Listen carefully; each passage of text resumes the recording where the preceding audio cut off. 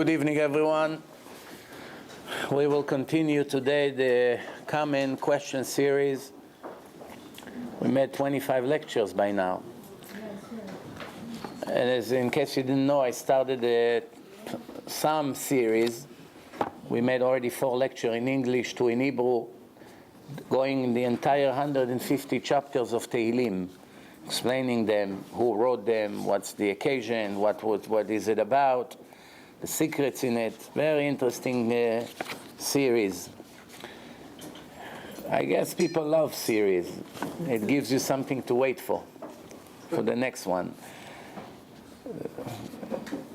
A few minutes before we started, I don't know if you're aware of what's happening now. In Israel, there's a war already. There's always a war there. It's never been a day without a war there since it started. But now it's a little bit more hectic. And the tension with the Ishmaelim, with the Arabs, it's in the highest level now. It's very serious. Like, you feel as an Israeli citizen, a Jew is afraid to walk on the streets of Israel. Everywhere, not only in one city. In the past, you knew you go to certain areas, you begin to shake. The lions are out of the cages. It's very difficult. You walk over there, there's lions, tigers, all kinds of cruel animals waiting to eat you alive. The problem is, now it's everywhere. Imagine life here in Brooklyn, that you walk out of your home, King's Highway, and you're afraid that someone will stab you any second in the back. You have to walk around, look around. You're afraid to get on a bus. It doesn't mean it won't happen here also. Real, just you got an example yesterday that one white policeman shot a black kid that had a gun in his hand. How is he supposed to know it's a toy gun? They look exactly like real. If a 12 years old hold a gun towards a policeman, what's the required reaction should be? To shoot. Yes, he should shoot to his legs, not right away to kill him. Maybe the policeman missed. I'm sure he had no incentive to kill a 12-year-old boy out of fun. What are they thinking, these people, that they started riots? There are riots all over America. I don't know, it's still going on because I didn't listen to the news today. It's still going on? He said that he acted precisely per instruction as he was giving according to his position. Precisely by book and by letter and by word. And also he went to a trial and they decided that he's not guilty. So obviously, if his supervisor thought he's okay and the court thought he's okay, why? What's the reason for the riots? The riots is just, this incident is just an excuse for the frustration of the black people and other minorities against this country. It's not something that went away. Just because Obama became a president, they had hopes that Obama will do something for them. But in reality, Obama made the situation here even worse than what it was. I heard one black leader speaking. What did Obama do for us? We are more poor. We have less rare things. We are miserable. Not one improvement in the last 6 years since he's a president. And what they're supposed to do? To give them $1 million each? Well, you know the problem. You know what the problem? When you live in a country with democracy, democracy is what we call in the Torah cheref pifiot. You know what does it mean, cheref pifiot? It has 2 blades on both sides. One time you want to fall on the right side, one time you fall on the wrong side. Sometimes democracy is very good. It saves you from a lot of problems, human rights, minorities, there's somebody who protects them, there's supposedly less corruption because there are people who check each other. But on the other hand, when the minority are murderers and filthy criminals, then they take advantage on the system to continue to do their crimes and no one can do anything against them. That's what's happening now in Israel. The minorities in Israel are the enemies of the Jewish state.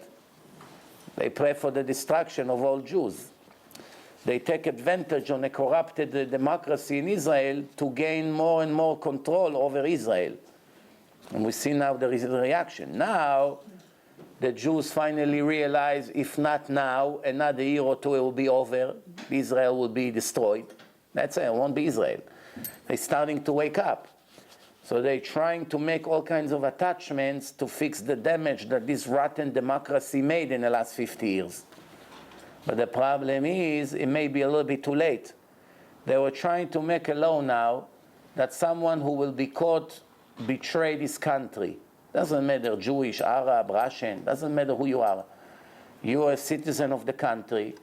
You are caught active in all kinds of activities against your country. You're a traitor, you donate to a terror organization, you sell secrets to the enemies, you do all kinds of things. You wave flag of an enemy country. That shows that you are yourself an enemy of the country. What do we care that you have an Israeli passport? We want to take it away from you. You don't deserve to be a citizen of this country. What's wrong with that law? I don't understand. If somebody would come now in America and say, I'm going to do everything I can to destroy this country, he deserves to be the president of the United States? It doesn't matter even if he's a Jewish American. If a Jewish American, one of our brothers, would stand on television and say, wave a flag of another country, I don't know, Iran or North Korea, and say, I'll do everything I can to help the enemy of this country to take over. Somebody like this deserves to get food stamps? They deserve it? That's what they get, in case you didn't understand what I'm talking about. Every Arab has 17 kids, not like us, 1.5 and 2 dogs. 17 minimum, from few wives. 13, 2, 5, 8, 7. You know how many kids Bin Laden had? Hundreds. But Bin Laden didn't need food stamps. So I have no claim against him. But over here, Social Security, food stamps in different states. Every kid brings more rights, less taxes you pay. Very good business.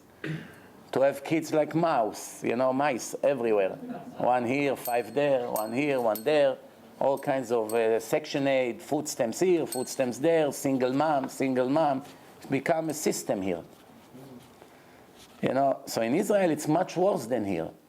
Because the government pay for first child X amount, second more, third more, fourth more. Why? They want to promote Jewish people to have more kids. Because with the intermarriage and the other epidemic of the Jewish world, soon there will not be any Jews left in the world. So they're trying to make Israel stay Jewish.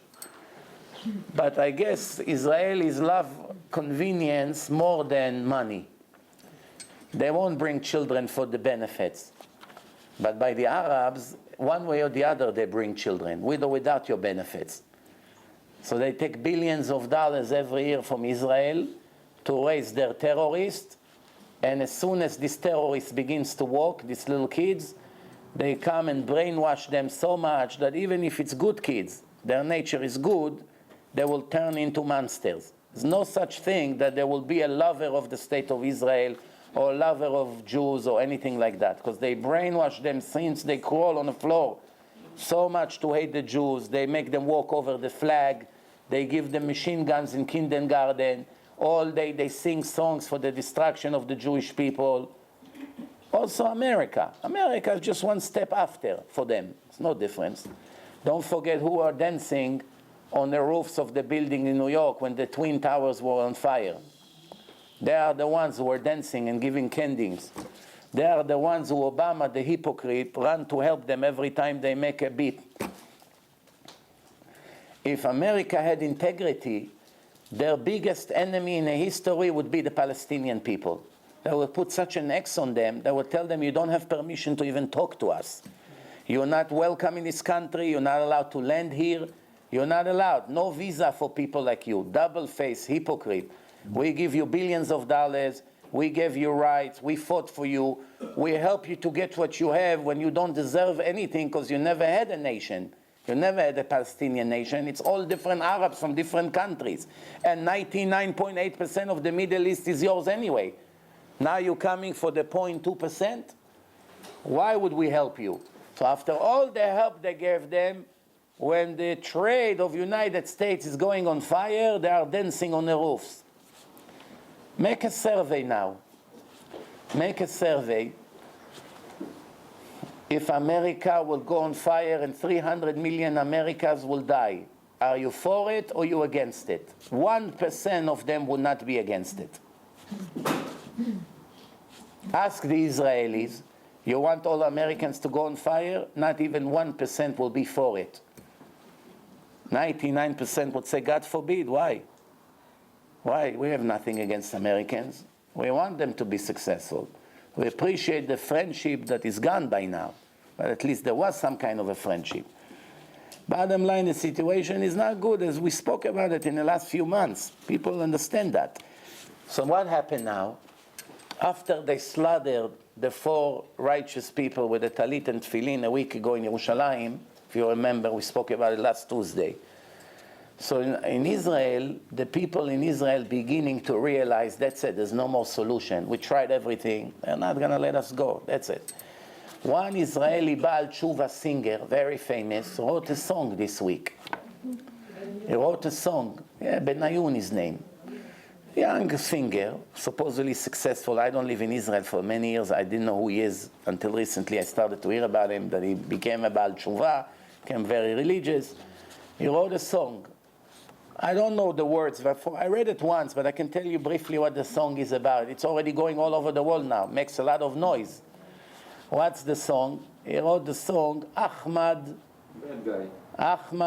the ungrateful Israeli citizen that lives over here, goes to our university, we train him, we give him education, we give them an ID, we give them all kinds of rights, we pay for his children. Whenever he gives children, we give them money to feed them. He lives in a beautiful homes in a Galilee, doesn't pay any taxes, doesn't need permits, nothing. Beautiful, better than Switzerland. And be careful not to turn your back, because what's going to happen when Ahmad would see the opportunity, take the knife and stab you in the back. But you know what's the interesting thing is?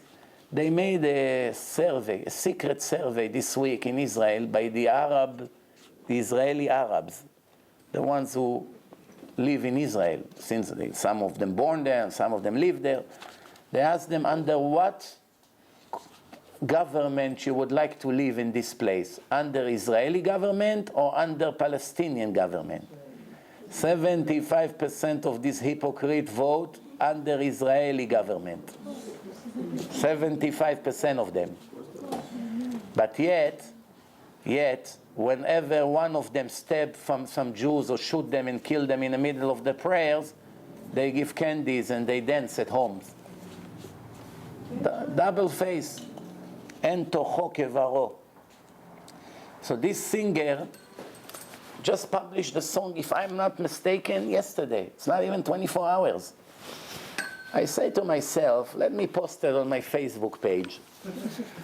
Let's see if the Israeli people that attacked me 3 months ago when I put the invitation of the Jewish girl marry this Muhammad terrorist, and I posted the invitation that they published to their friends that they're making a big party, that a Jewish girl marry a terrorist, a Palestinian terrorist.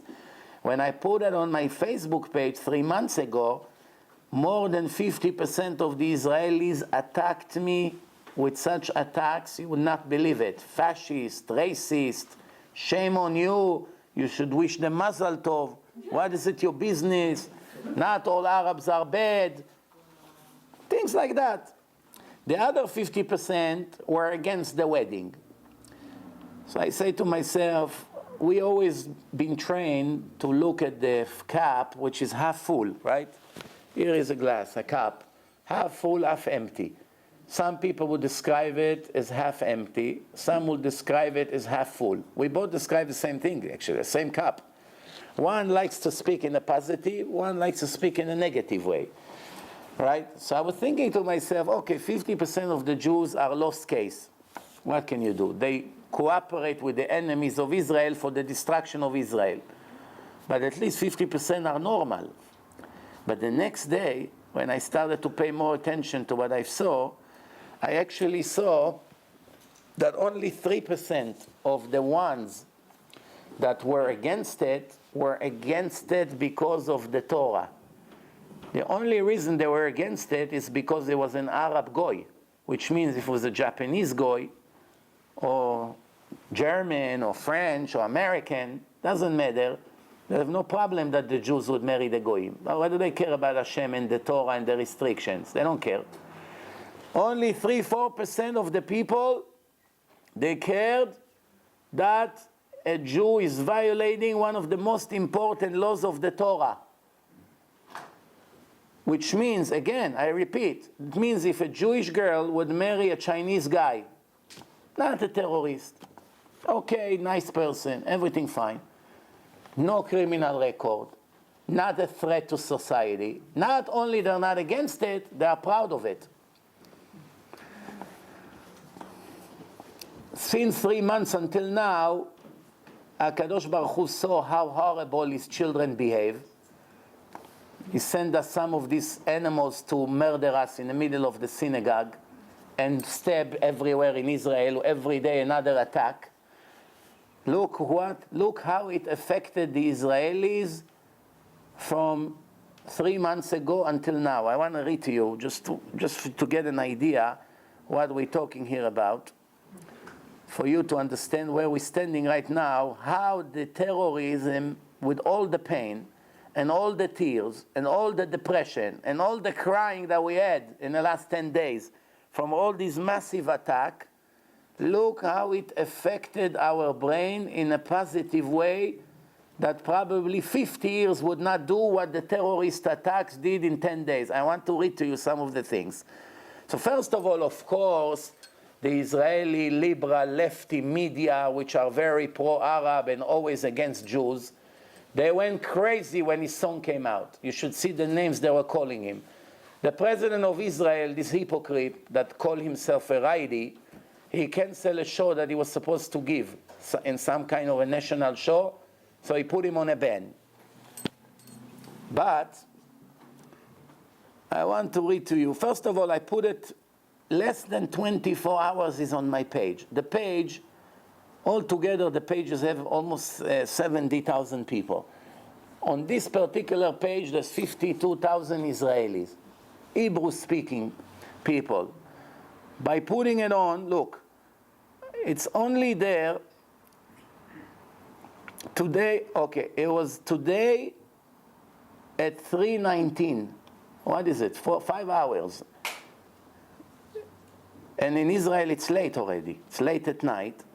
It had 457,856 views. 500,000 views in few hours. 12,641 likes. 12,641 likes. 1,465 comments. You don't do in a week what you did in one post. The hour that I had today to review quickly some of the messages, almost from the first 100 that I review, 97 were for him. 3% was against him. Shame on you. But all 97 say, as sad as it may sound, that's our reality. Finally, the Israelis are opening their eyes. A month ago, they would butcher him. When I didn't make a song about Ahmed, the ungrateful monster murderer, none of these things. I only wrote one line. I put a copy of an invitation that they published, not me. They published. They are proud. And I just wrote one sentence. There's no more shame anymore. Intermarriage, no more shame. That's all. Not Ahmad the murderer, not Ahmad the trader, not Ahmad the hypocrite, not Ahmed the bloodsucker, none of these things. Nothing racist, nothing against Arabs, just one sentence. There's no more shame. I was talking about intermarriage, not about the Arab issue. And half of the Israelis were shame, racism, shame on you, should wish the Mazal Tov, and some of them reported me to Facebook. They took the page off the air for 2 months. But a day after Rosh Hashanah, it came back, and since then, it went up by almost 6,000 new people. So the 2 months we were off not only did not affect us, actually help the page to grow a lot faster, Baruch Hashem. In the end, the truth will always win. There's a lot of struggle until it happens, but if you know that you're aiming to the right target, in the end you have to win, because this is the goal of Hashem, that the truth will always overcome the bad. So this is where we are now. We are in a very serious situation now, right now. You are living here in America, so you're not feeling it, you're not breathing it. You hear about it a little bit on the news, but you have to understand the situation right now. There are 7 million people live in Israel, almost 2 million of them are Arabs, and many of those Arabs are with terrorist ideology.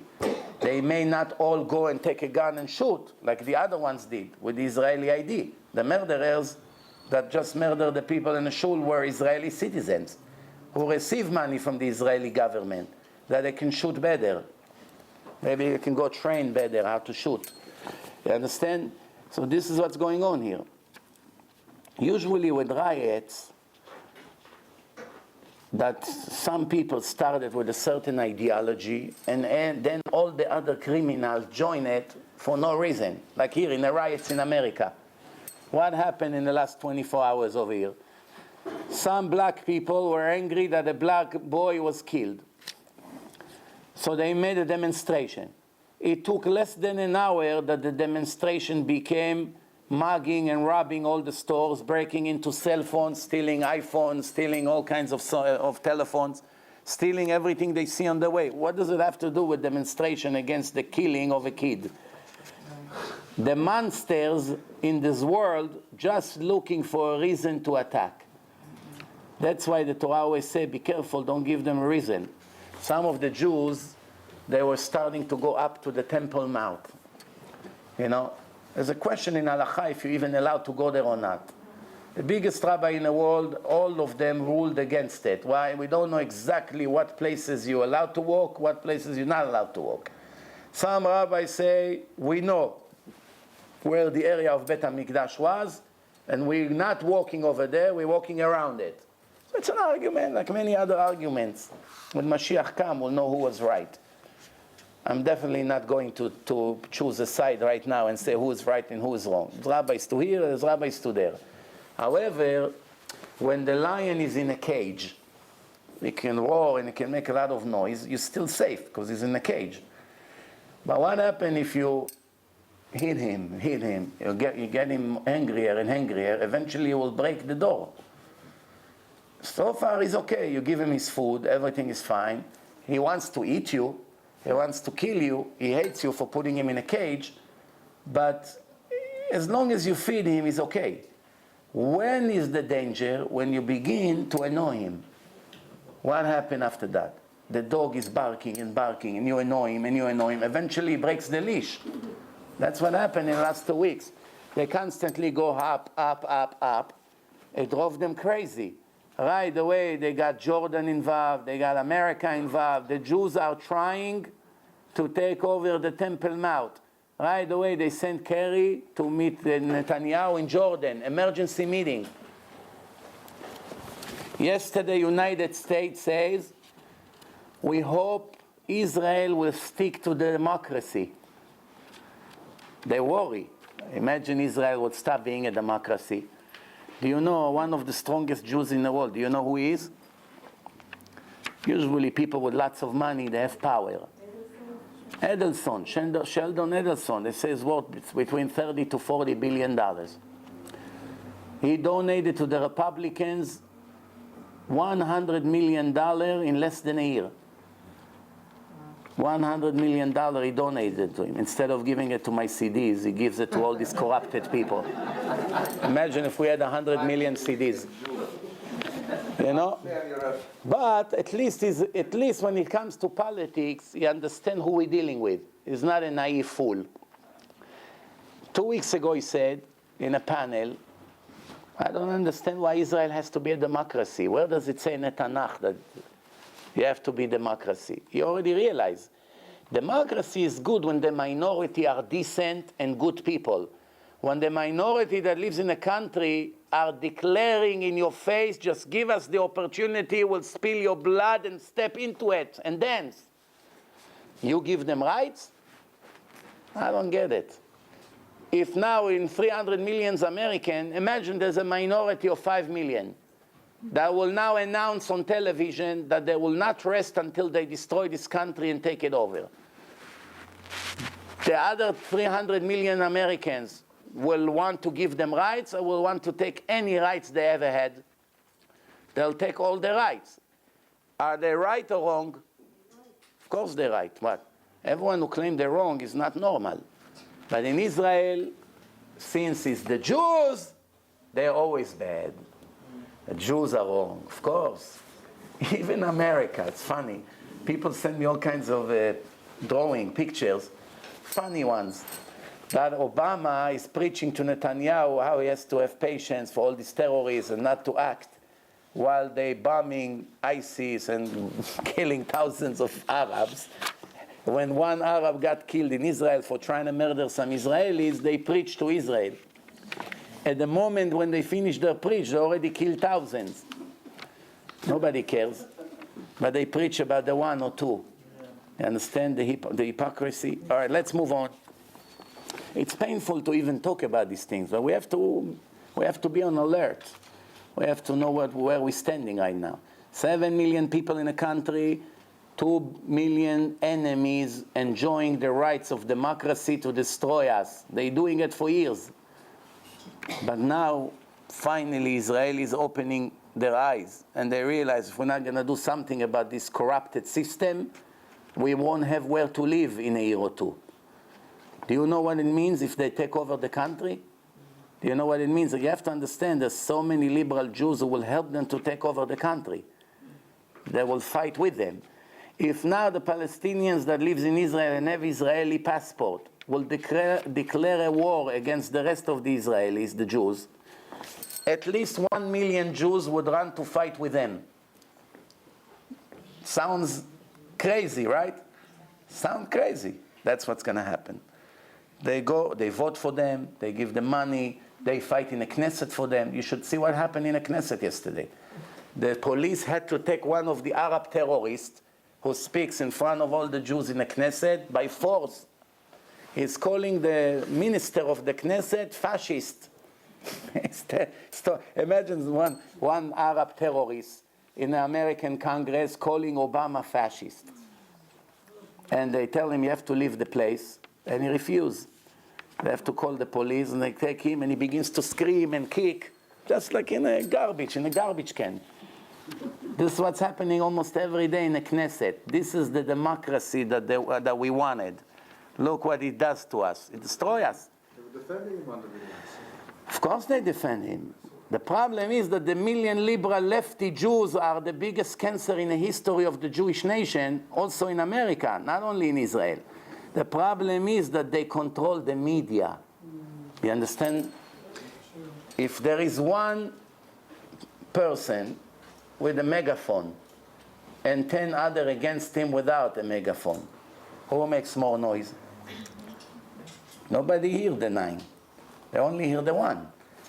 If the newspaper's in your hand, the television channel's in your hand, large portions of the government and the system is in your hand, who cares about the 70-80% that are against it? Nobody hears them anyway. The ones who control like CNN, owned by Arab, almost all, Al Jazeera, all these big international television, big companies, they're all owned by Arabs. They have billions and trillions of dollars from the oil, and they buy everything. Everything they can, they buy, starting from soccer teams in England, football team, basketball teams, but that's nothing, sport. They're also buying big companies. They're buying huge places. 7% of America owned by one Arab sheikh. 7% by one Arab. When he comes to New York, they close half of Manhattan for him. You understand? That's the power. That's the power of money. We read in the Torah in the last few weeks that Ishmael got the blessing. Also Esau got the blessing, the mineral, the wealth. Where is it going to end? We will see soon. Well, it's a major struggle right now. All right, let's move on.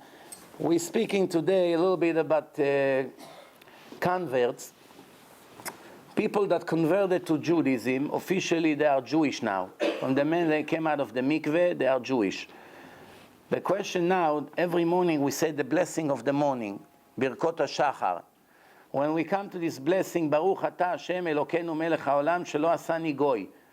Thank you, God, for making me a Jew. So you bless Hashem for making you not one of the nations, but He made you one of the chosen nation. So a special blessing for it, to praise Hashem.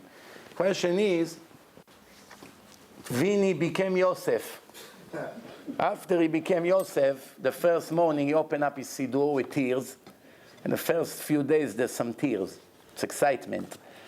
You know, we just converted one guy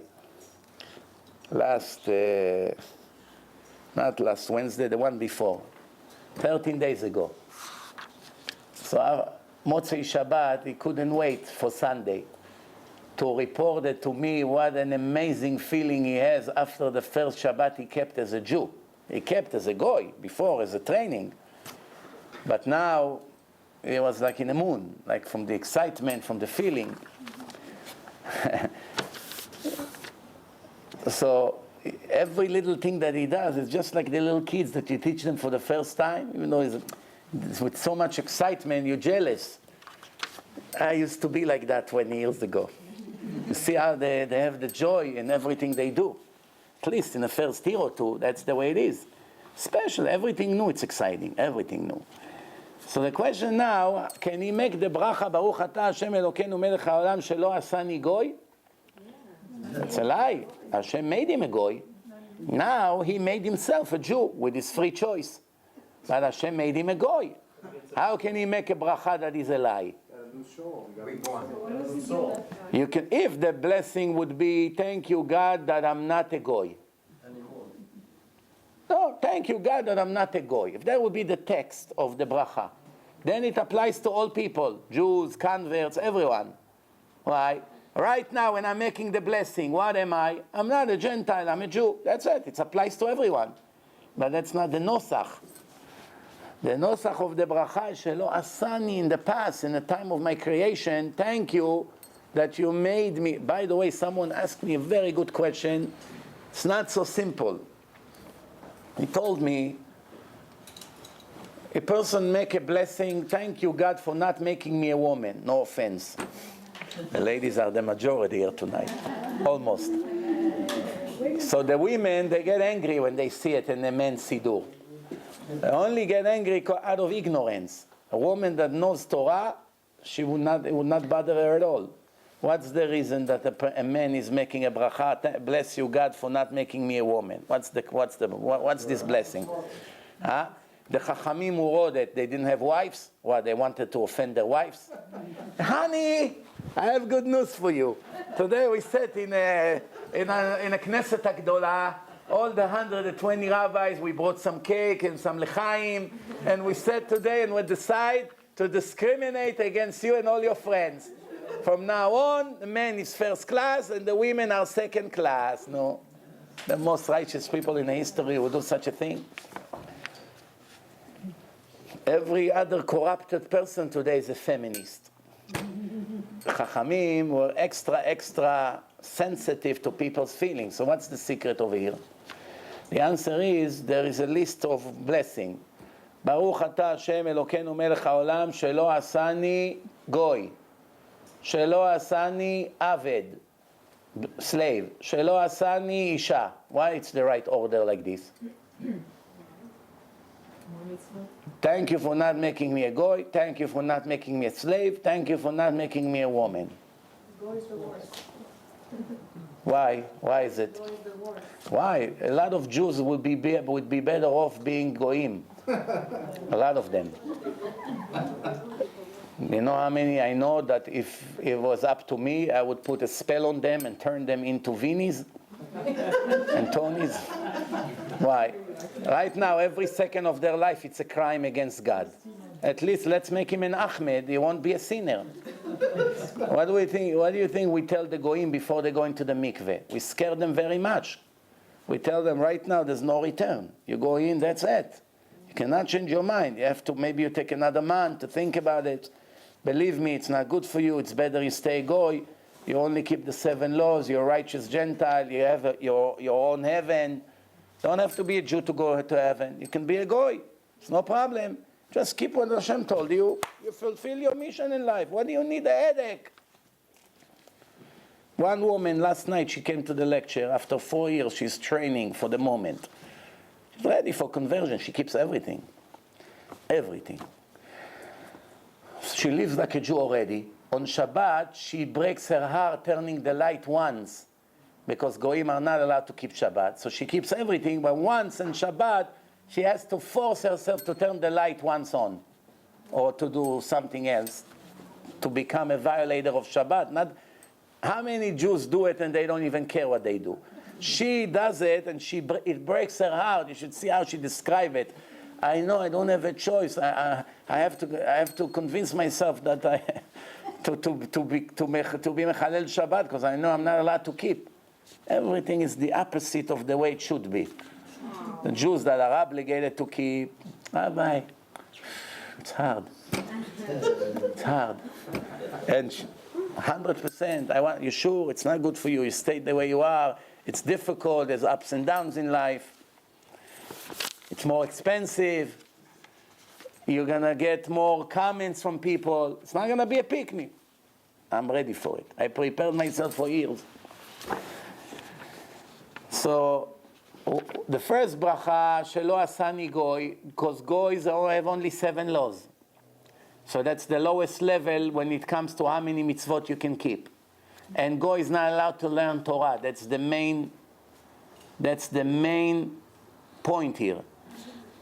Goy is not allowed to learn Torah. He can only learn general things, ethics, manners, the creation of the world, history, who is God, general things, because it applies to Goyim also. But he cannot learn the law of Nida. Comes to yeshiva, enjoy the rabbi, they're learning today Nida, Marot, this, Badim, different kinds of blood. He's not allowed to learn. They learn the laws of Muktzeh now, or for Shabbat. He's not allowed to learn. They learn the 39 restrictions of Shabbat, Avot, Melacha, Toladot, in yeshiva. He's not allowed to learn. Everything that is specific for Jews only, that doesn't apply to the rest of the world, the Goyim are not allowed to learn. It's very strange. A Goy that comes to yeshiva to learn, and a Jew that doesn't come to learn to learn. The Goy that not supposed to come, he comes to learn, is making a sin. A Jew that's supposed to come to learn and doesn't come to learn is also making a sin. One is making a sin by coming to learn. One is making a sin by not coming to learn. That's what I'm saying. Everything is the opposite. I had a case here in Brooklyn, 15 years ago. There was one black woman that she was involved with Judaism for years before I met her that day. I went to give a lecture in one neighborhood here in Brooklyn. That's in a time before I had a laptop. So we're talking many, many years ago. We had a box with overhead projector and transparencies. I'm taking the box and the books and all the transparencies. And we didn't even have a camera those days. There was no website yet, no recordings. This is the beyond the mountain of the darkness. At the time of Antiochus. And we had 20, 30 people in a lecture, no recording, no filming, that's it. Every night, 20, 30, 40, 50, you make a party. You don't have a million people watch it. That used to be very primitive days. So I come to a place, lecture in Hebrew, all Israelis. Brooklyn was flooded with Israelis on those days, before September 11, before they ran away. And I come there, and as soon as I come into the place, I look at the kitchen, and I see in the kitchen that the owner of the house with his wife and this black non-Jewish woman speaking in the kitchen. And now I know that the Torah says not allowed to teach Goyim Torah. So I asked the guy, we have a problem, now we're going to have to violate the rules of the Torah because of it. So he said to me, She knows Torah more than all these people here, all these Jews. She even speaks Hebrew. She came to a lecture in Hebrew. She understands everything. It's very serious. So I say to him, so why she's not converting? Reaching such a level and stay Goyaz. She already keeps, she comes to learn. You might as well do it right.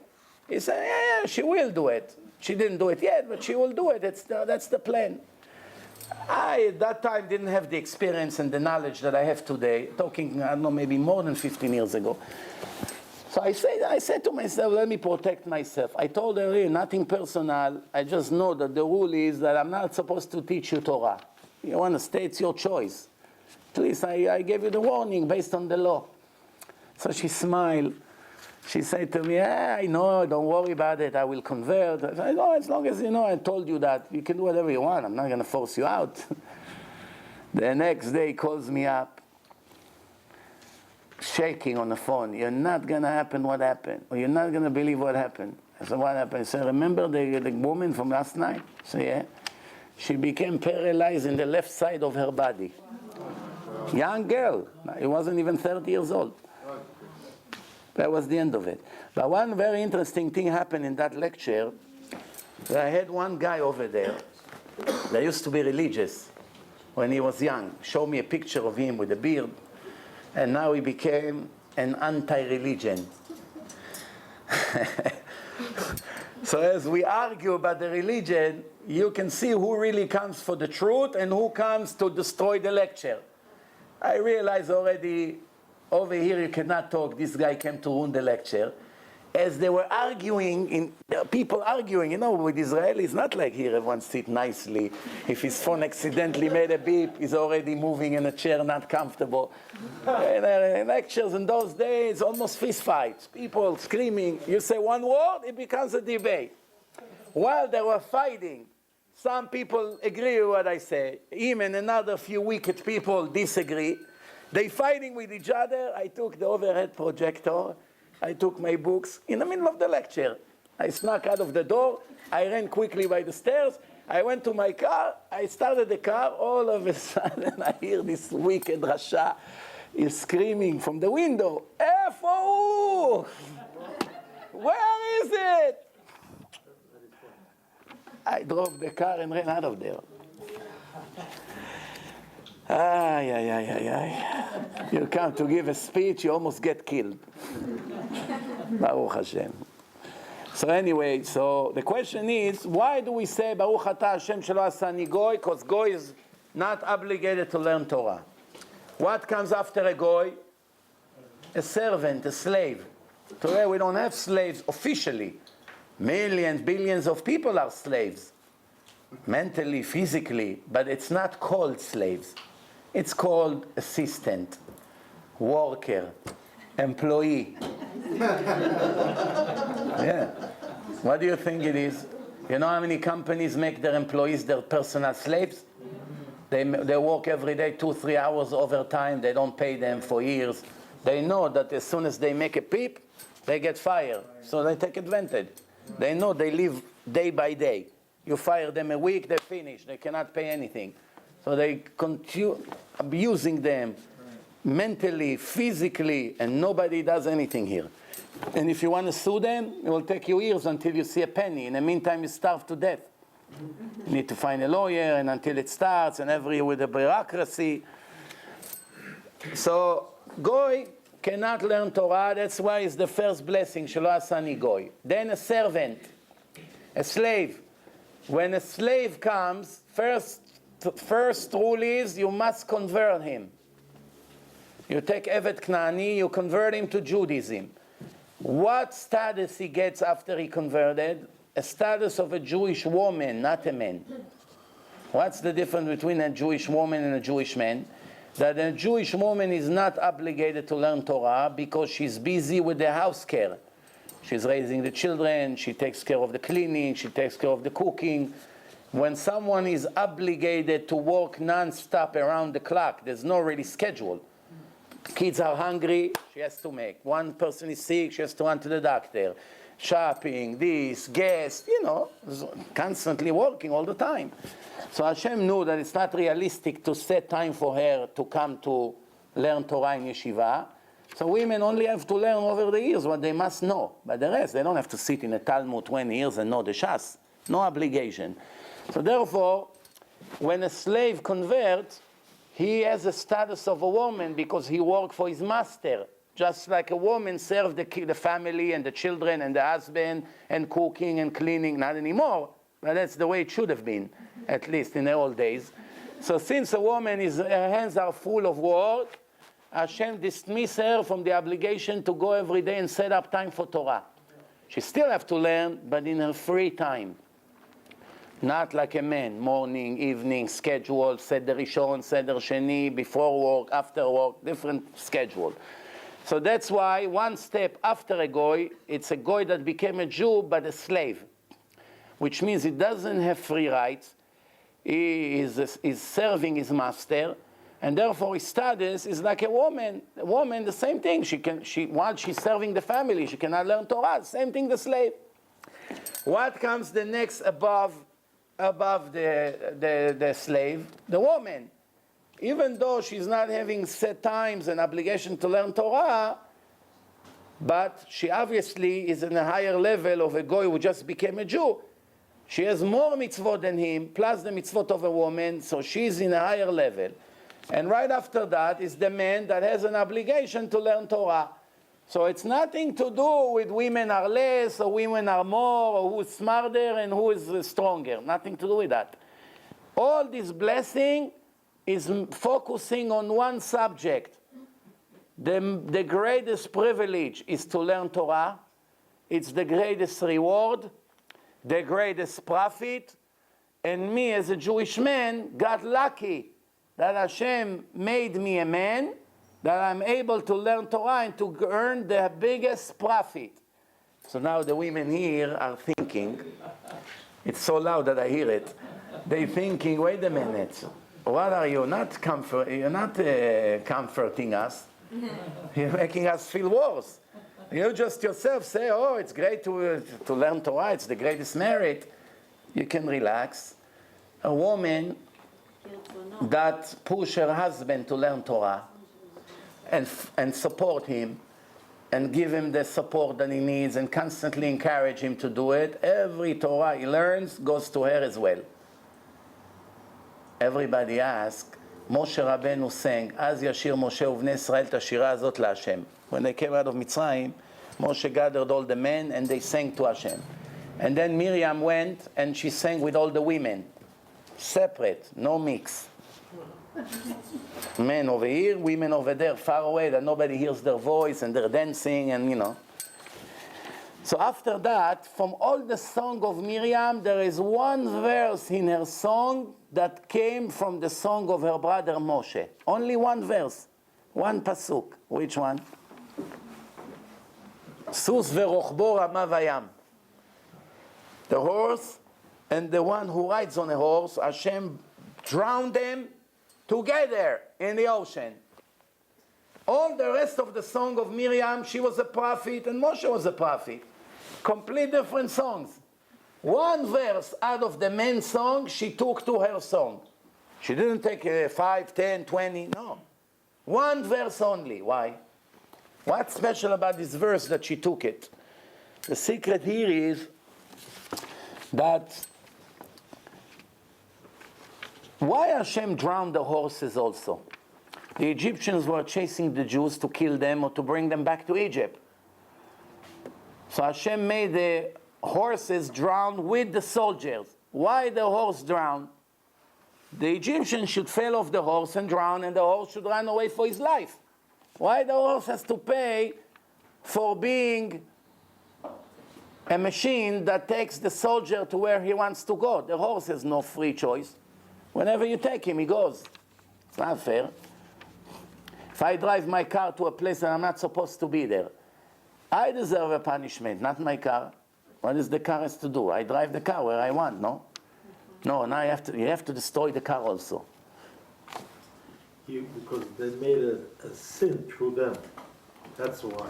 So the answer is, when you are acting as a base to a crime, you are the base, the foundation. The horse. Without you, the crime could not take place. Whether he wanted it, he didn't want it, there's different levels, of course. But the fact that you supported the criminal in his act, either financially or physically, or whatever you did that without you he could not have committed the crime, it makes you an integral part of the crime, and that's why the horses run with the soldiers together. So Miriam, she was thinking to herself, the man has a reason to sing. They're about to get the Torah. Hashem took us out of Egypt. The man is obligated to learn Torah. They're getting a huge gift. What are we getting? To cook eggplants for Shabbos? What are we getting? There's no reason for us to sing. But when she saw that a verse from the Torah is Sus verochbo rama bayam, that Hashem drowned the horses, and the question was why the horses? Because the horses were the support for the men. So the support is counting exactly like the actual men, for good and for bad. So she said, oh, now we can sing. Sus verochbo, that's the proof that we're going to get full reward for the Torah that the man learns. But actually the woman has an advantage on a man. What's the advantage? A man can learn only for himself. So he learns 10 hours a day. He gets 10 hours a day. If his wife sends him to yeshiva and he learns 10 hours a day, he gets 10 hours and she gets 10 hours. And then if she has 10 boys, no dogs, just 10 boys, and she sends all of them to yeshivot, she dresses them in the morning, she makes them lunch, she sends them, she gets them the snack, she supports them, you know, she drives them sometimes, there's no buses. She's the engine behind everything. So now she gets for the husband, she gets for all the boys that learns. Plus, she herself can learn. She does get a reward for learning. Not as much as the man, because the man has bigger evil inclination against it, but she still gets a beautiful reward. So she earned from all directions. Very good business. From the men, from the boys, from herself. Much beautiful, multi-level marketing. So going back to the question. One question, half an hour speech. Now we have to make a reverse. What got us to this speech? Can a convert make a bracha shelo asani goy? Or it's a lie? Do we go by what he is now or what he was born? So what are the options? One, that he skips this bracha. Doesn't apply to him. Second, that he can say it anyway because it doesn't go on him, it goes on the Jewish nation, and now he's a part of it. The third one, that he's going to make a blessing, but he has to change the text. Instead, shelo asani goy, he should say, she'asani ger, that made me a convert. And the fourth one, he does not say any bracha. Oh, actually, we already said that. That was the first one. So 3 options. He didn't make, Hashem didn't make him again, he made himself again. Oh, our Persian Talmid Chacham here. What does he say? Hashem didn't make him a ger, he made himself a ger. It was his choice. But I want to tell you something. Nobody breathed 1 second without Hashem. Nobody walks without Hashem. Yeah, but without Hashem he wouldn't make it. First of all, you have to understand. Just because a goy one day feels in his heart that he is dying to be a Jew, and he has this strong desire to everything Jewish. Do you know how many obstacles this goy has from the minute he feels this feeling until eventually he becomes a Jew? Do you know what he has to go through? Do you know how many hundreds of emails I have in my archive of goyim who are begging me to help them to convert, but I don't even find a way how? They're not Americans. They cannot enter this country. Some of them from Pakistan. Who's going to give them a visa? I have a Pakistani engineer, an ex-Al-Qaeda guy. Yes, you should see the emails he wrote to me. And you should see, he even sent me a picture with him and all his family. Very wealthy person from what I've seen in his lifestyle. And a smart person, is educated. The plan was that he's going to bring all his family to Queens. They live by a Jewish community. He's going to start proving that he keeps all the laws as he claims, and eventually will help him to convert. The government doesn't give him a visa. They tell us to give the Arab murderers rights, but a Pakistani guy doesn't get a visa. You understand? So he cannot. So here you go. Most likely he will die a goy for technicality. Isn't it a shame? So you see now, if Hashem wants to make a miracle that he get a visa, it would come to one liberal Jew, his application. The liberal Jew will feel bad for him. Terrorist, no terrorist. Give him a chance. And here you go. Tomorrow he'll be in Queens. To what teller it's going to go? Hashem decides. How many times you come to the immigration, you have nothing, they stop you, they open everything, they give you a hard time. Sometimes you have plenty of things that supposedly can get you into trouble. I went to Mexico. I don't know, maybe in Mexico when you have a tie, right away they think you as a special senor. Patron, as soon as I walk there, I see they call all the people to the machine. The guy says, Senor, por favor, ándale. I said, just press this button and go. To a suitcase full of CDs. Senor, por favor. Then I send the guy with the CDs to Israel. He had nothing else besides CDs. Young guy, what is it? Investigation. They took away all the 1,000 CDs. They took it. They took it. To release it and pay. First of all, they charged the penalty, 1,400 shekel. Gestapo over there. You have to pay penalty. Why? But as you said, but the CDs is not for business. We give it for free. We did not smuggle anything for business. It's not, what duty? We give it for free. It was meant to put it in different places for people to take. Doesn't matter. You have to pay tax on it. Yeah, that's it. Israel, what can you do? So in the end, so he said to me, I want to go and release the CDs from the duty, he said to me. After we pay the 1,400 shekel, we have to pay 2,000 more shekels to get them. So I say to him, don't take it. It's already easier. You're going to make it in Israel. It's going to be more or less the same price. Better to make new ones in Israel. So, but what? They're going to throw all of it to the garbage. So I say to him, look, Israel, from every 10 people, one of them is religious. Oh, we have to hope that HaKadosh Baruch Hu will find one guy with a good heart that will come and see my pictures on the CDs. So, CD, goes like this, grab the suitcase, go and give it out. So now, it will cost us the same to make new ones. If Hashem wants, another 1,000 CDs will go. Right? If we take this one, we lose the 1,000, the same amount of money. Let them keep it. When we come to Olam Haba, let them sell it. I don't care. When we come to Olam Haba, we'll see why these CDs got caught and what was the end of them. Maybe somebody in a duty was supposed to do tshuva. I know one thing. If I would work in a duty, and I how do you say confiscated. Seize. Let's talk English. Now I have a suitcase full of CDs, different names. Torah and Science, Debate, Christianity, Priest. Out of curiosity, I would take one home, listen to it, see what's in it. Then I like it, I take another one, then I like all of it, I take the whole suitcase and give it to my friends, no? My heart wouldn't let me put it in the garbage. You never know, we'll see what's going to be. Okay, so the answer is, some say that the goy should make a bracha that made me a convert. Because like I told you, if Hashem would not help him and go out of nature, he will not make it. Some say he should not make a blessing at all. It's a debate about this halakha. Some say he can make a bracha shelo asani goy, even though Hashem made him a goy. But he can say shelo asani goy. Why? Because the only reason that he became a Jew is because he already had a spark of a Jew in his soul.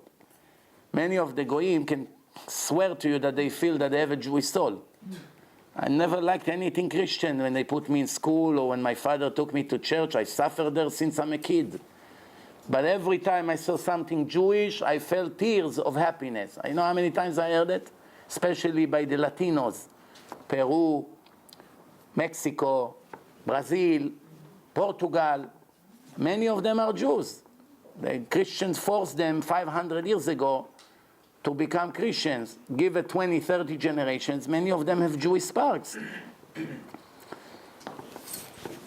But there's only one problem. We are not Chazal. Chazal, it's the sages who made the brachot.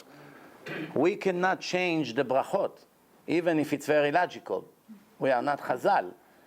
Better not to say anything, to skip this bracha. To say a bracha that is incorrect is bracha levatala. You know? So therefore, if a person is taking a risk between saying or not saying, better not to say. Shev ve'al ta'aseh adif. Someone that his father is a Jew. Because of the spark, is it okay to say to Mizrachi? No, that's what the conclusion of all this debate is not to say any. He cannot say Shelo Asani Goy, because it's a lie. Hashem made him a Goy. Should skip that bracha. Now one question I have. Two Goyim.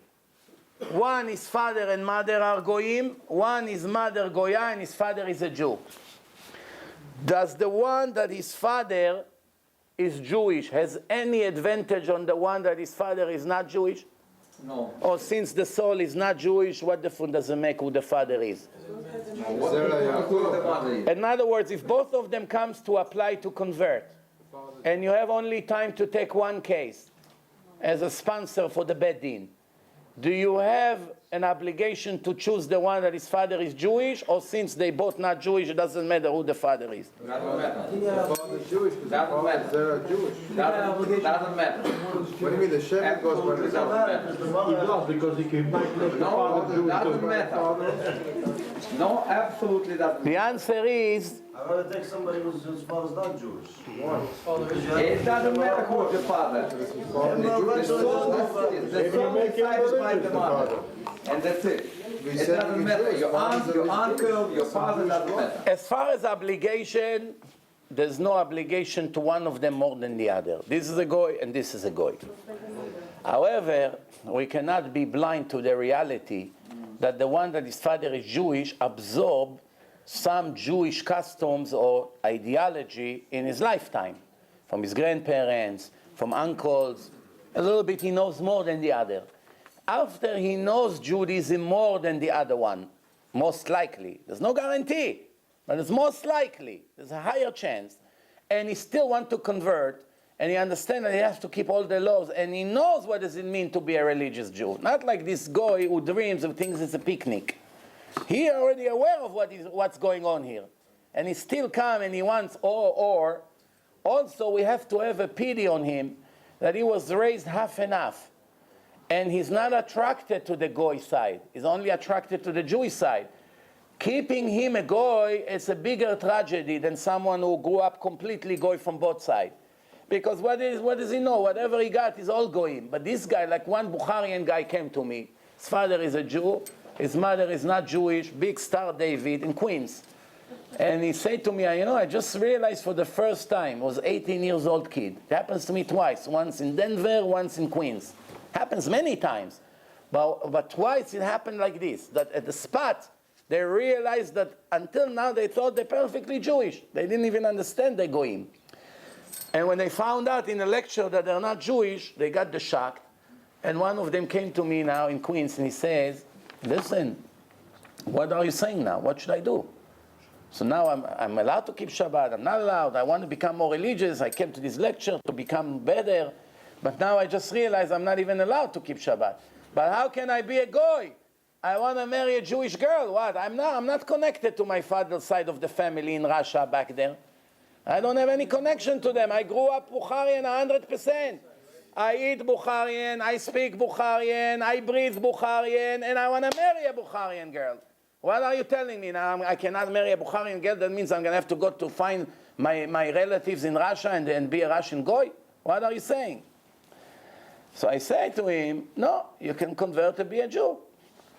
But you cannot convert unless you keep all the laws. Are you ready? Say no. So when you're ready, come back. But this is like a death sentence to him. He cannot marry any Jew now, but he also cannot marry a Goya. He's stuck between heaven and earth. Why can't he marry a Goya? He doesn't want. He cannot feel any connection to a Goya. But he doesn't want. Yeah, he doesn't want. He's going to suffer with Goya. His mentality, he cannot live with a Goya. His mentality. He can marry a secular Jewish girl. who doesn't keep any mitzvot, and go to Why can he go? Reform Rabbi. Now, shh. Now, now. Shh. Oh, it begins to be like the Israeli Knesset here. Soon I'm gonna call the 3 policemen here. As long as they don't shoot. Rabbi, how do we know it goes by the mother? What? Pasuk in the Torah that it goes by the mother? Sure.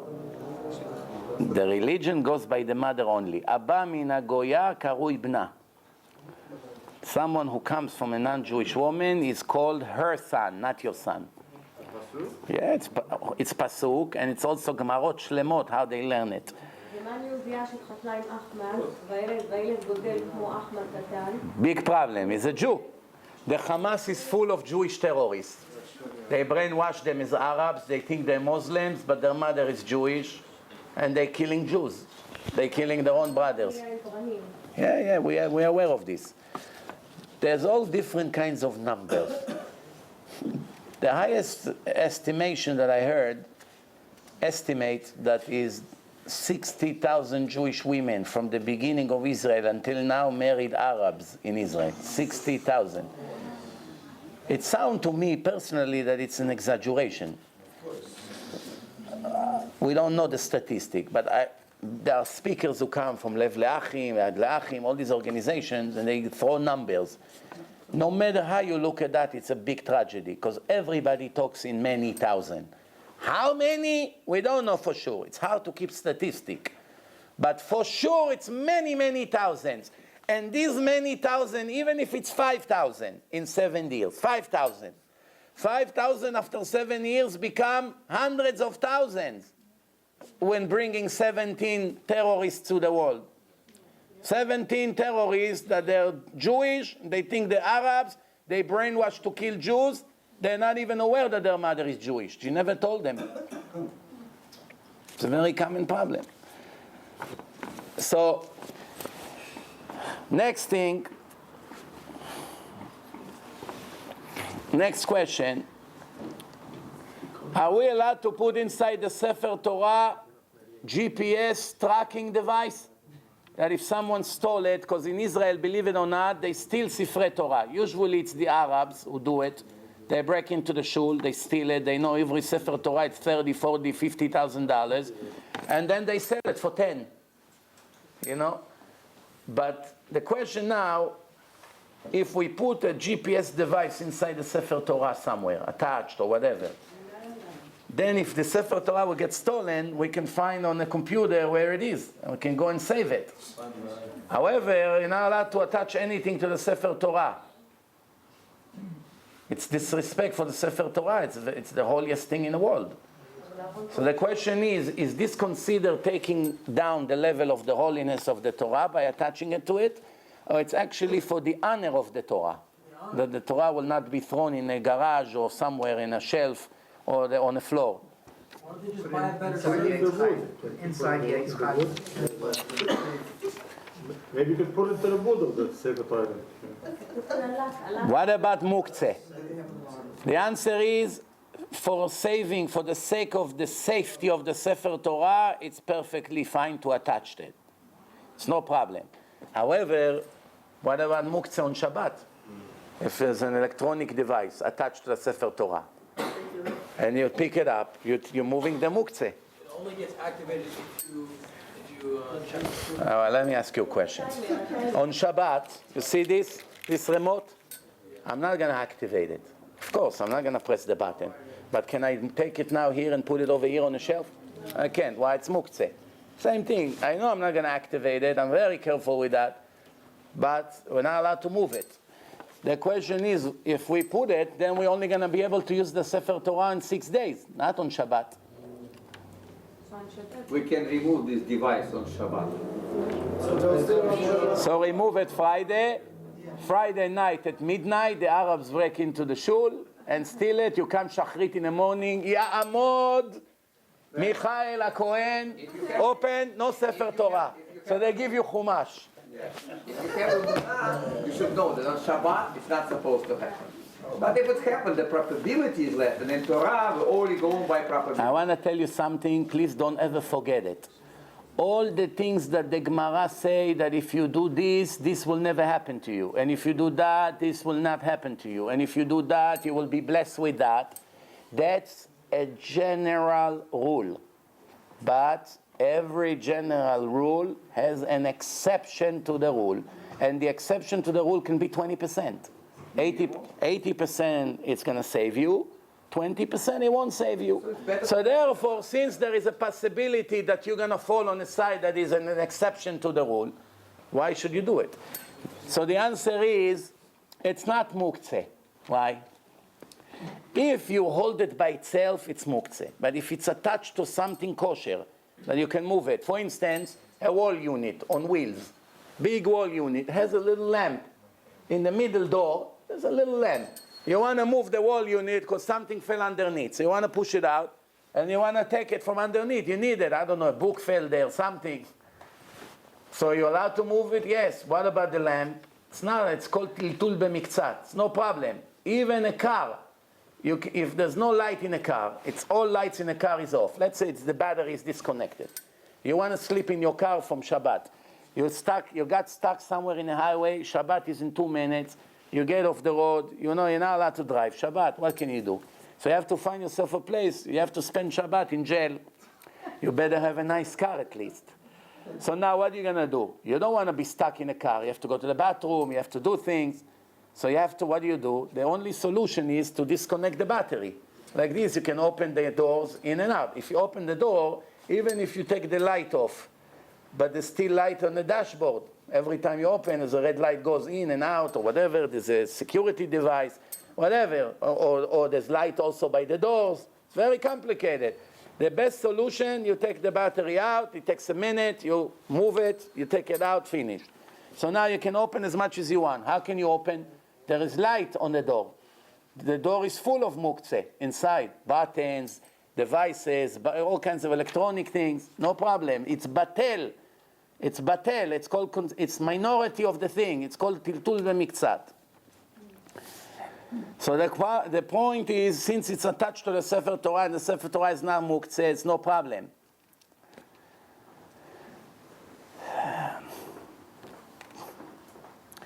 When a person calls on Shabbat to an ambulance because his wife has contraction, she has to give birth.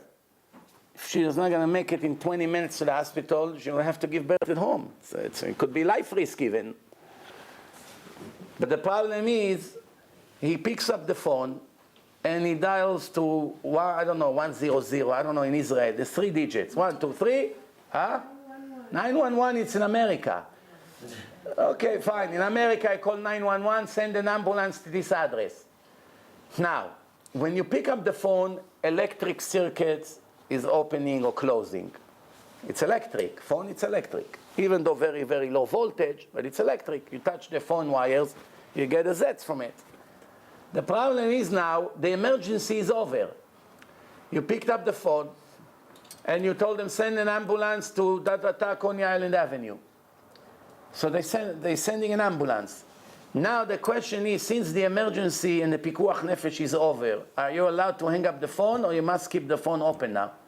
Because by closing, you make another violation of electric. You're allowed to. Of course, because they may have to try to reach you to see if they got it wrong while they're trying to. Right, if they try to reach you, it's open. You stay with them on the line while the ambulance is on the way. You're not going to sit on.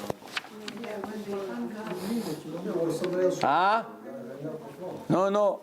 I'll tell you the answer, but I want you to tell me why you're allowed. But I'm going to give you another story. If you drive your wife to the hospital to give birth, when you arrive to the emergency room or whatever, you open the car, you get your wife out of the car with the bag, whatever you prepare for her to spend Shabbat in a hospital. You're not allowed to close the doors of the car, and you're not allowed to shut the car on Shabbat. Someone will steal your Rolls Royce, $300,000, nice car, after you cleaned it so nice. He stole it. Even if the car worth $1 billion, you're not allowed to do one violation of Shabbat. Shabbat is above everything. It's more important than life, more important than money, more important than anything. Life is more important. No, not true. Shabbat is above. Shabbat is above life. No, if I The say only reason you're allowed to violate Shabbat to save life, חלל עליו שבת אחת כדי שישמור שבתות הרבה. Because there is a potential that by violating one Shabbat on him, he will keep many Shabbatot in the future. That's the only permission. If it wouldn't be the case, if we knew for sure that today it's Tuesday, today it's Shabbat, we will violate Shabbat on him, and for sure he's gonna die by Monday.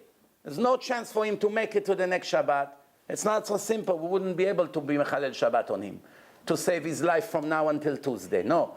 We're only allowed to save him now because maybe next Shabbat he'll do tshuva after we save his life, and he's going to keep many Shabbatot. Based on that, we are allowed to violate Shabbat. If we know for sure, if there was such a way to know, there's no way, but if there was a way to know that this person will never keep Shabbat, then we will not be able to violate Shabbat to save his life. We don't know. That's why we're saving him. We give him the benefits of the doubt. But let's go back to what I say. You know for sure. You don't know. You have no way to know. If there was a way to know, if for instance there was a way to know that this person, now I'm going to violate Shabbat to save his life, he will never keep Shabbat. It's not going to bring us any more Shabbatot in the future. Then I wouldn't have permission to violate Shabbat for him. The only reason I'm allowed, not because life is more important than Shabbat. No, absolutely not. Shabbat is above life by far.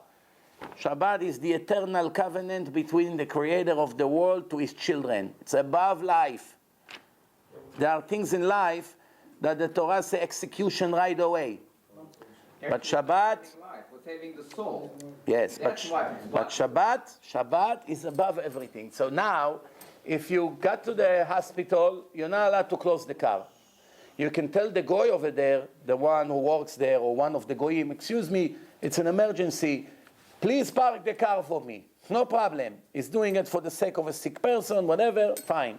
Or you can hint to him, can you take care of the car? Or I have to run, I cannot move the car. So he's going to move the car. When you come out, he hands you the key. So you can tell him, put it here. You go, he puts it in, and you move inside, and you knock it down somewhere, and you hide it. There's ways to do it. What about Tzala doing? Hatzala, now they're very clever. They have always a black a driver, always, that everyone would know is not a Jew. They, on purpose, from what I see, always it was a black driver that nobody has to ask, are you Jewish, not Jewish, what to tell you, what not to tell you. You know right away it's not a Jew. So they use non-Jews to drive the ambulance. That's why they go back and forth, because they need the ambulance for other calls. They cannot get, because otherwise it used to be that an Hatzala driver takes a Jewish woman to give birth in a hospital, he's stuck there until Motzei Shabbat. Cannot drive. If he gets another call, now he's allowed to drive to the next place. But if he doesn't get a call, he's not allowed to drive. Well, to drive home?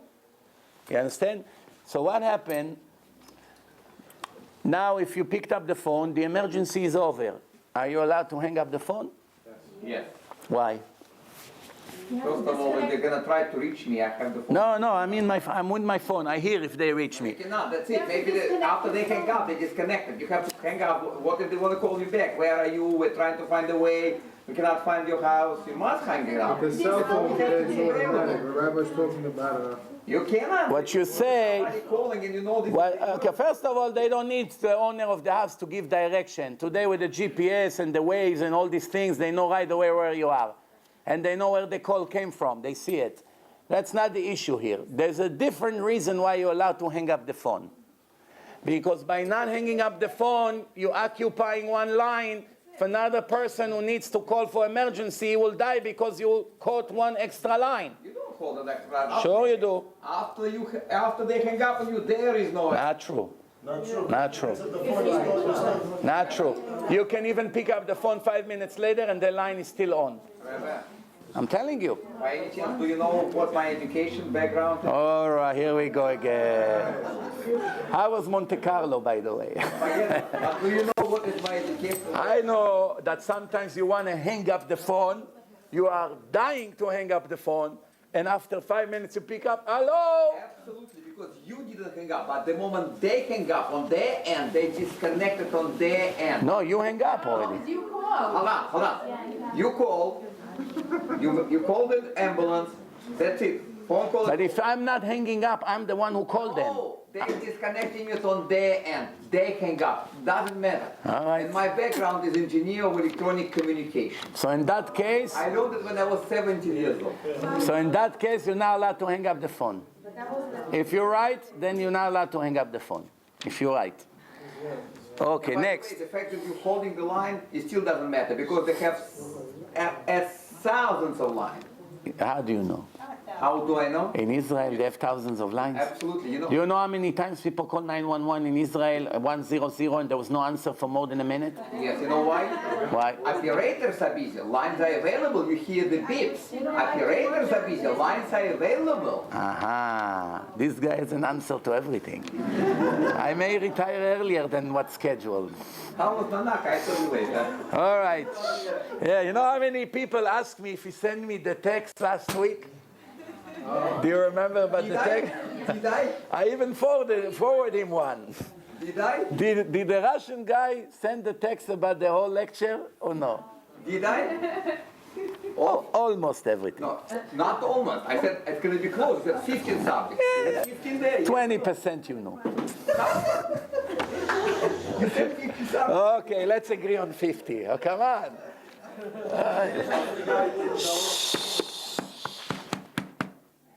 Someone, a boy that he just became bar mitzvah, they told him that tomorrow they're going to let him do akba'ah.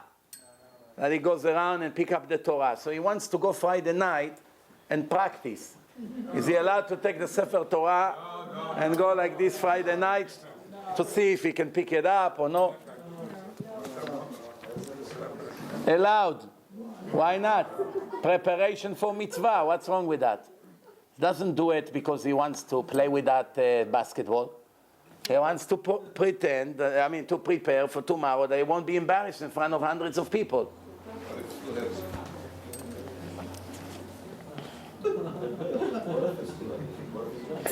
We got a Sefer Torah. We sent it to check before we put it in, and we found out that it's not kosher. There's a mistake there. It has to be corrected.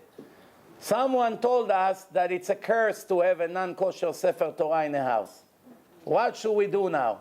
Where are we going to keep it? The answer, even if it's a non-kosher Sefer Torah, is not less than a regular Chumash. Chumash that we have in the house, we throw it out of the house because we're afraid it brings us curse, chas v'shalom. The opposite, it brings some holiness. So there's no problem. Even if there is a mistake there that needs to be corrected, still, it's very good. So it's not true. It's definitely not less than Mezuzah. Mezuzah has 2 chapters from the Torah. They are here in the Sefer Torah. So why is it less than a Mezuzah? If you have a Mezuzah, it's fine. It's Kedusha. So therefore, you can keep it in a house or in a shul until they fix it. What's better? A sofer that has a perfect handwriting, but is not 100% when it comes to money issues. Deceiving. You know, the government give him food stamps that he doesn't deserve, Section 8 to 1,500 of his children, all kinds of tricks. He won't steal from your pocket money. He'll find your wallet, he'll come and give it back to you. He has red lines. In a gray area, he's an expert. That's allowed, this allowed, that allowed. Someone like that, perfect handwriting, but not 100%. Or someone very strict, doesn't take a penny that doesn't belong to him, he'd rather stay poor, but his handwriting is not so perfect. It's kosher, but not perfect. Everybody knows today, unfortunately, when someone comes to buy mezuzot, first thing they check is the beauty of the handwriting. Beautiful or not? Of course, it has to be kosher, and they check who's the sofer, and how kosher is the sofer, and if he's religious, and all that. Yeah, of course. But the first thing, if the handwriting is not nice, nobody wants to even ask questions about this mezuzah. But really, the truth is that the beauty of the handwriting is not the first requirement. The first requirement is that the sofer is someone that is Yireh Shamayim, is a decent tzaddik, a righteous person. That's the first requirement. Because if not, There's no holiness in a mezuzah.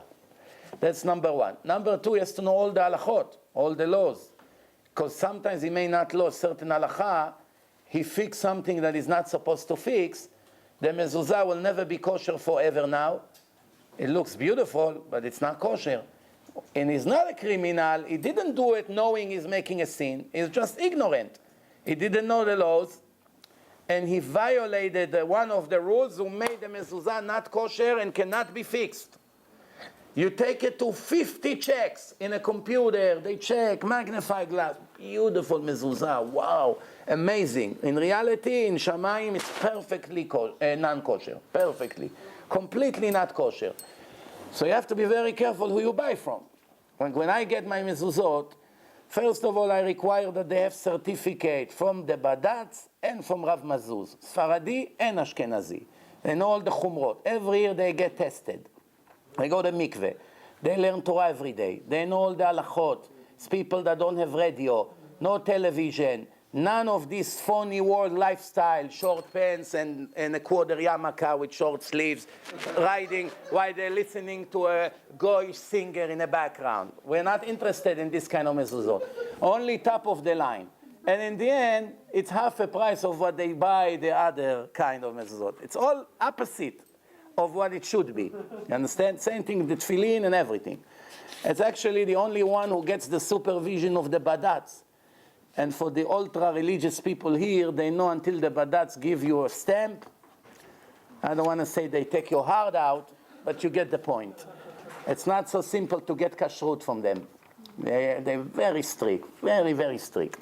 So the point is, the handwriting, it's important, but there are things that are more crucial.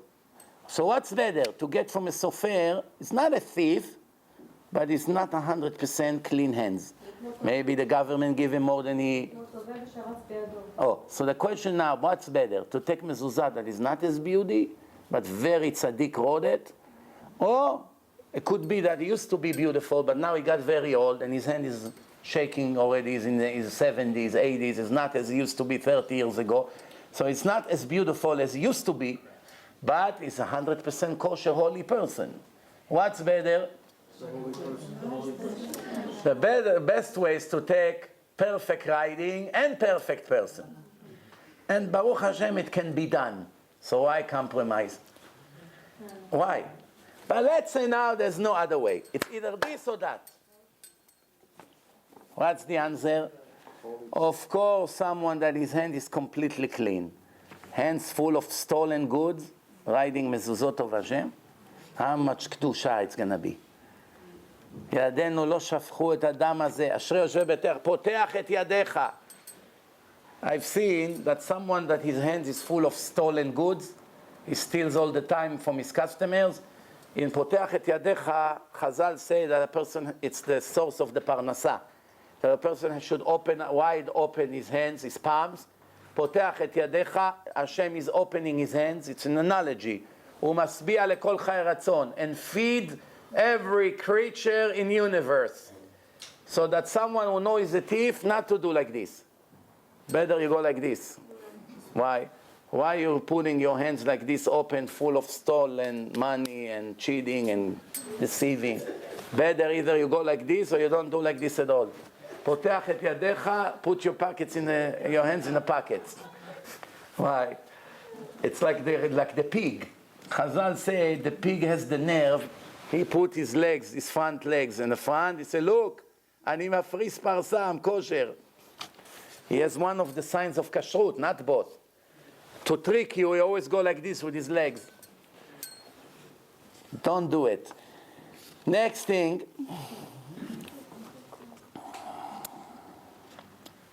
But why by Moel you need an expert? Huh? But the Moel is not the halakha.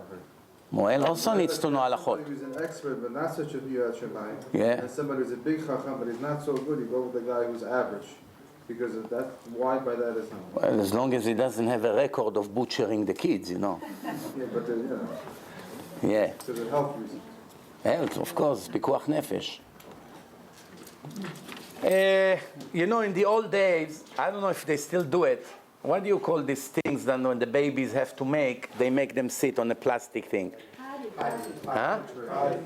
Paddy? Paddy. Paddy cash. Paddy cash. Okay, paddy.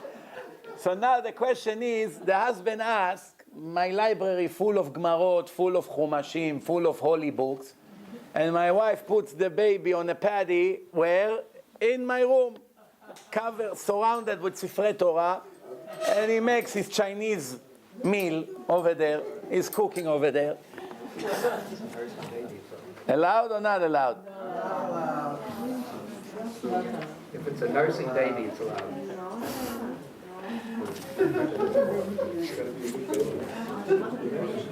The answer, not allowed to bring bad smell next to holy books. Not allowed. If the potty is clean after, could the potty stay there and the person daven? If it's clean, it can be anywhere. It's no problem if it was washed. No bad smell, no waste, none of it. Problem is that now you make the room like a bathroom. You don't bring Sifrei Kodesh into bathroom. The diaper is the same situation. No, bathroom, diapers is separation, it's chatzitza, it's covering it. But you're right, if it leaks out, it's the same problem.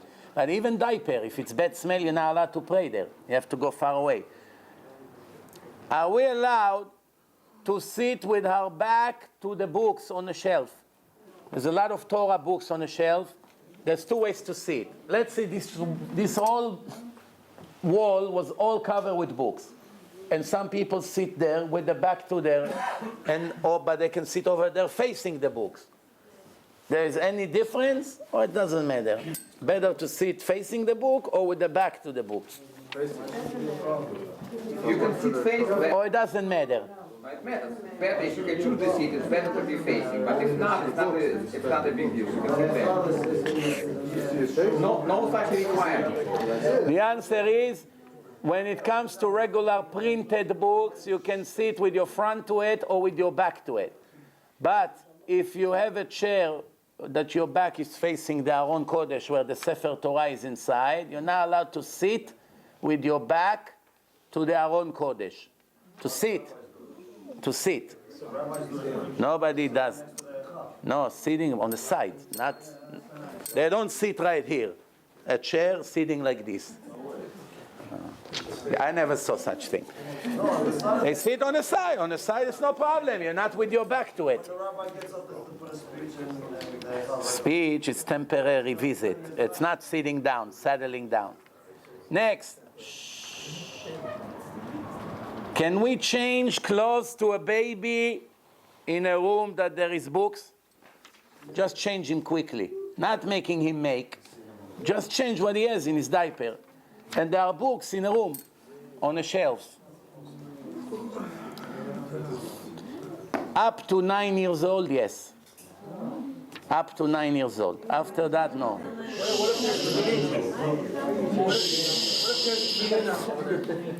Same law. Verses from the Torah that doesn't have the name of God in it. אשרי יושבי ביתך עוד יעלוך סלע. אשרי העם שככה לו. It's finished. אשרי העם שהשם אלוקיו. But you know, one of those verses doesn't have the name of Hashem. And you want to throw it to the garbage. If the name of Hashem, you're not allowed. You need gniza, you have to bury it. But if it doesn't have the name of Hashem, you're allowed to put it or no? No. In a garbage or no? Pasuk. Huh? The whole pasuk. But doesn't have the name of Hashem. It's part of the Torah. Every part of the Tanakh, every verse from the entire 24 books of the Tanakh must need gniza. But there's corruption, Rabbi. They bury it all over the place. I know. What about a translation? Is the English considered also be varied? If it's just a book that's translated in English or any language? That's a good point. In a different language. If the word Hashem, You're talking verses in English, verse. The translation of just regular commentaries in English without saying the name of Hashem. Some say that even the name God, G-O-D, is numeric value 26, not by coincidence. G-O-D, numeric value 26, like the name of God in Hebrew. Some say that even Divrei Torah in English, you're not allowed to bring into the bathroom.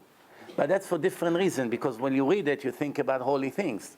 And you're not supposed to do it in the bathroom. Just to keep it in the bathroom without reading in it, that's a question if it's allowed or not, if it's in a different language. Rabbi, what about verses, I read someplace that you have verses by the Sukkah declaration, like a different verse, whatever it is that some rabbis said that you're not supposed to have any verses, nothing, as a Sukkah declaration. I mean, like, a lot of my kids or whatever have Sukkah declarations that, might not have Hashem's name on it, but whatever. They worry about the rain falling in it and breaking it apart. It's laminated. Laminated? I don't see what the problem is. Then, missionaries literature, JC, they bring verses from the prophets, Isaiah, Jeremiah, and they push their nonsense in between. Now we have a dilemma. Whatever they put from JC, mitzvah to put it in a, in a dali. Paddy. But now you have next to it the holy words of prophet Isaiah or Jeremiah, one verse from JC, one verse from Yirmiyahu. It's a problem, they make a salad over here. What are we going to do? Not our problem. They'll pay for it. The answer, you're allowed to put it in a garbage. En bo shum kedusha. Why? Even if a Christian man that believe in JC wrote a whole Sefer Torah, you take the Sefer Torah and put it in a fire. Wow. No holiness in it.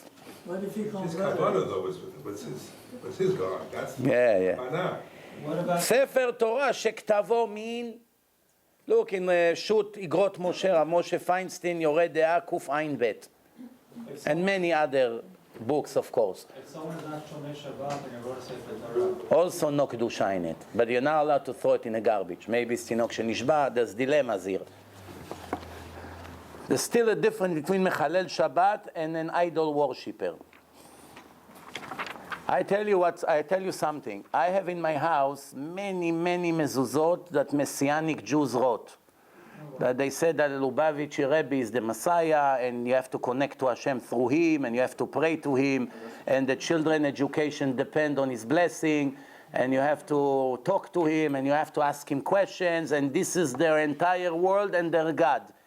Each mezuzah worth more than $100 in a store. Beautiful handwritings. My drawers are packed with them. If you want them for free, tell me. I'll give it to you. But the risk is on you, not on me. Why would we just change? There's no holiness in such mezuzot. We just change the script inside of those mezuzot. What? If they look beautiful, we just change. No, we're only talking about the handwriting. We don't care about the plastic boxes. Plastic box is $2. What? We're talking about nice silver. No. Bronze, Are we allowed to throw a encyclopedia into the garbage knowing they bring in some verses from the Tanakh sometimes? Speak about the life of some Jewish prophets. So they say some words that they say, Chavakuk, ve'emida Chavakuk, tzadik ve'emunato yichyeh. It's already in encyclopedia. You're allowed not to throw it to the garbage or no? You have to cut the words of Torah from there and then put it in the garbage, which makes it too much of a big deal. So just bury it and that's it. עיתון ידיעות אחרונות, you're not allowed to even touch with your finger. It's spiritual cancer, and it's lots of כפירה and לשון הרע. They make fun at HaKadosh Baruch Hu. There's not one day that they publish newspaper without laughing at Hashem, laughing at the rabbis, laughing of the religious people, laughing of words of Torah, encouraging the Arabs to destroy us faster. They are traders. Do you know what's the difference between a wicked Jew to a trader? They both wicked, right? If a Jew is Mechalel Shabbat, ונכרתה הנפש ההיא מישראל. The Torah said that Hashem cuts his soul for eternity. That's it. Without music, when they cut. You understand? The cutting done in a very not pleasant way. However, his children still inherit what he has. Let's say he has a building in Brooklyn, $20 million building. They execute him in a time of Bet HaMikdash because it's Mechalel Shabbat. His two sons come, they give him the building, take it. They don't confiscate the seize. Some English have solutions to hard words.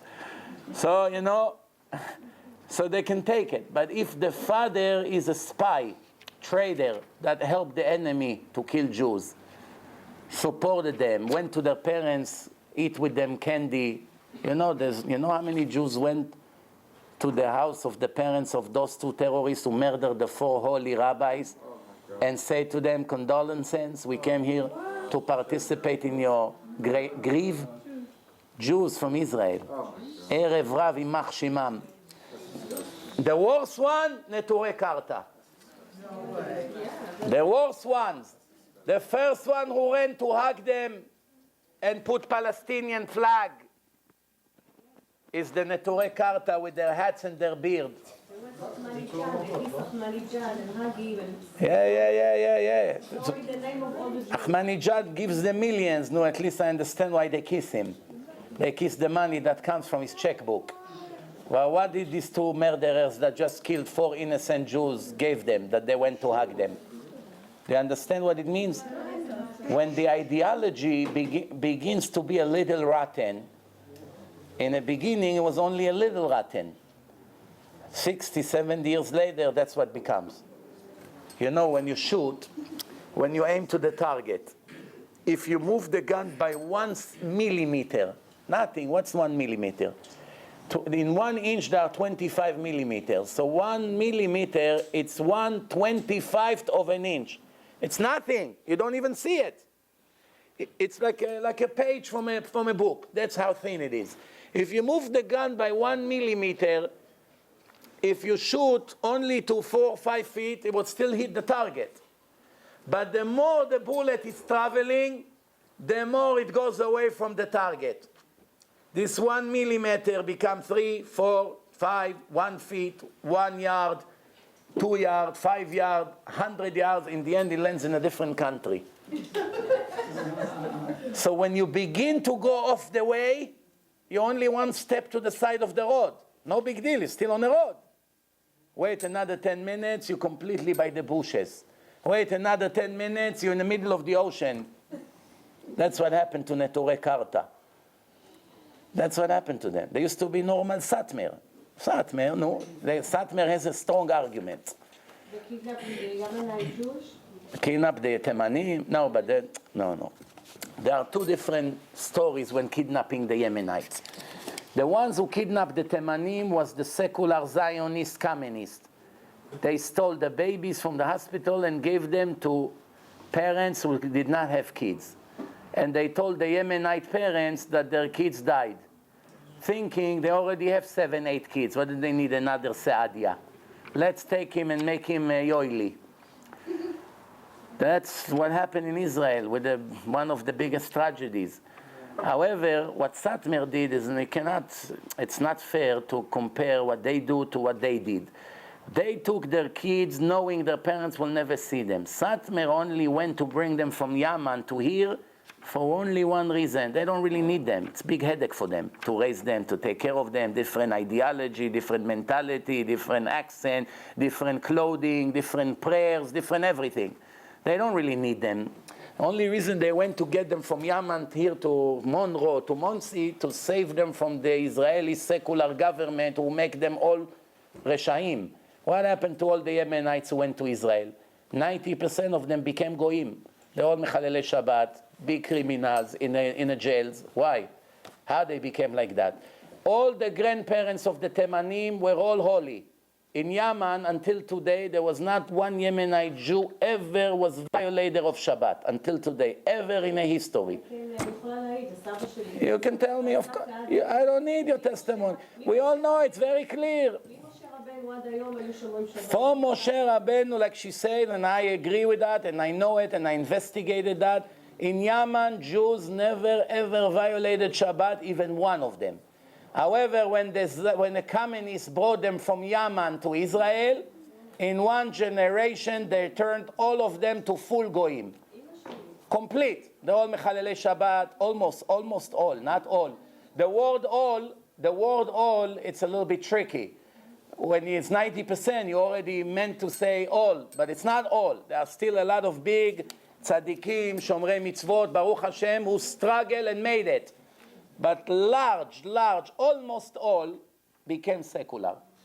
When I say became goyim, I don't mean they changed their name from Saadia to Chris. That's not what I meant. I know that's not the case. I meant they became like Chris in the behaving. Chris is driving on Shabbat, they drive on Shabbat. Chris eat pork, they eat pork. Chris throws shrimps into his throat, they eat shrimps.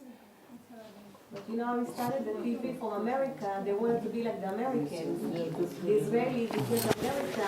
Yeah, with all the modern technology. What I'm saying, Satmar only wanted to bring them here because they knew if the Israeli government will bring them to Israel, in 20 years they will all be Mechalelei Shabbat. So let's bring them to Monsey, and we'll take care of them, and at least they stay Shomrei Shabbat. And what's the truth is that almost all the Temanim in Monsey are all strictly Orthodox. So they were right.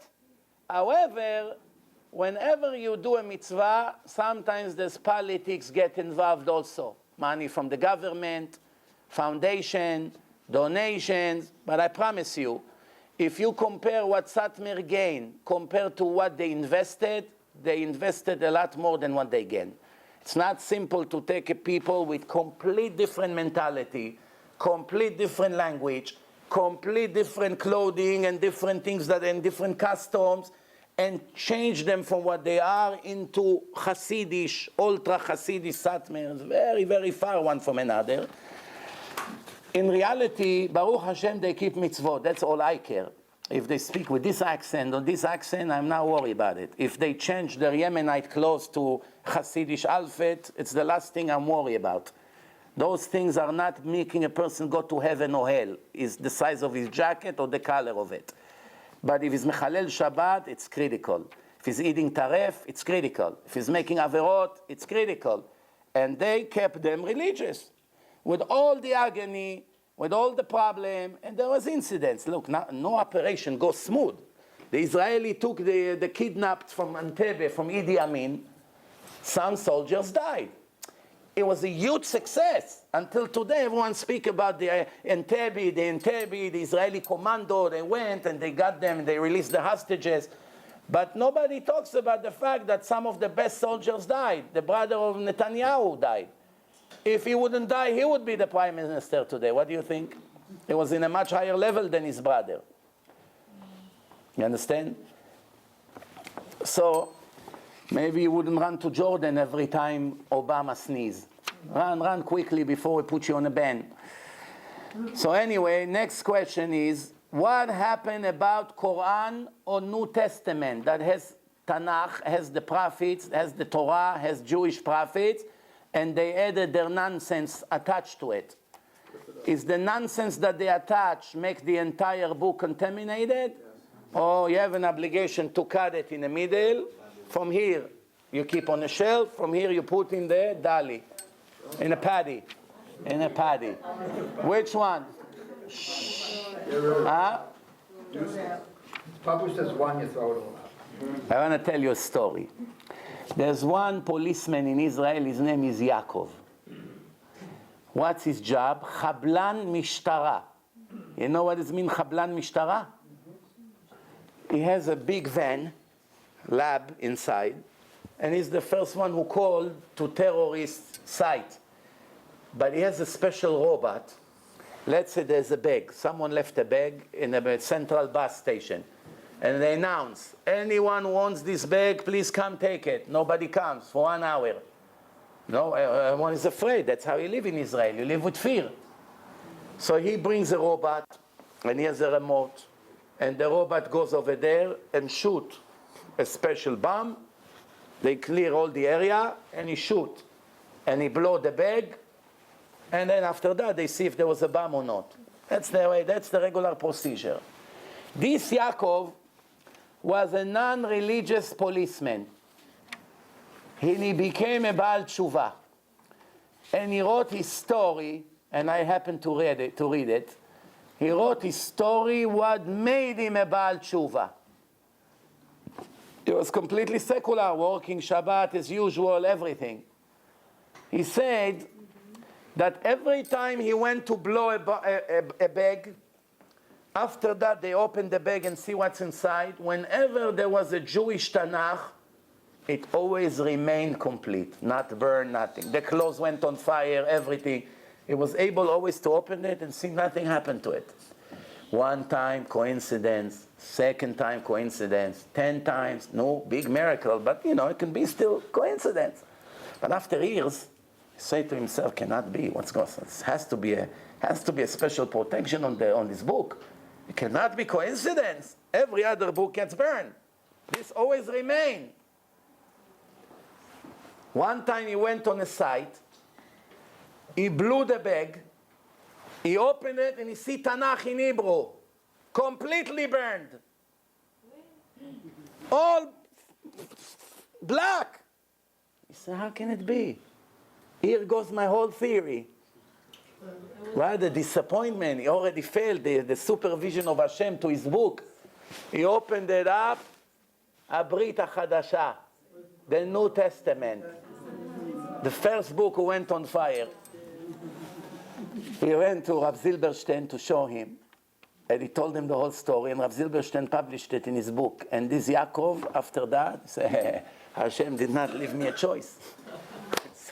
So obvious, every time I blow a bag in the end. But you don't remember, but 2 or 3 years ago, there was a huge fire in Israel.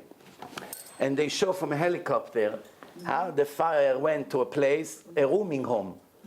There are many rooms. Secular Israeli guys and girls, each one of them live in rooms. There was one room in a whole building. The building is full of rooms.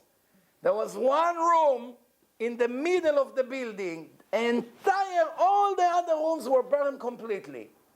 The books, the room with all the Gemarot and the Torah books inside stayed completely perfect. Not one damage from the fire. They interview, you can Google it, you can see it on YouTube. They interview the non-religious girls, the Israeli girls and the guy in charge, they're all not religious. They tell them, how can it be that the entire building burned and the room that was supposed to get burned the most stayed complete, brand new, nothing, no fire, no nothing. So the girls were saying, there were 3 boys from the yeshiva lives in this room. Every night they come from yeshiva, for hours they learn Torah over there. So they show in the article, on the news, they show the Mezuzah. They took the cloth, completely brand new.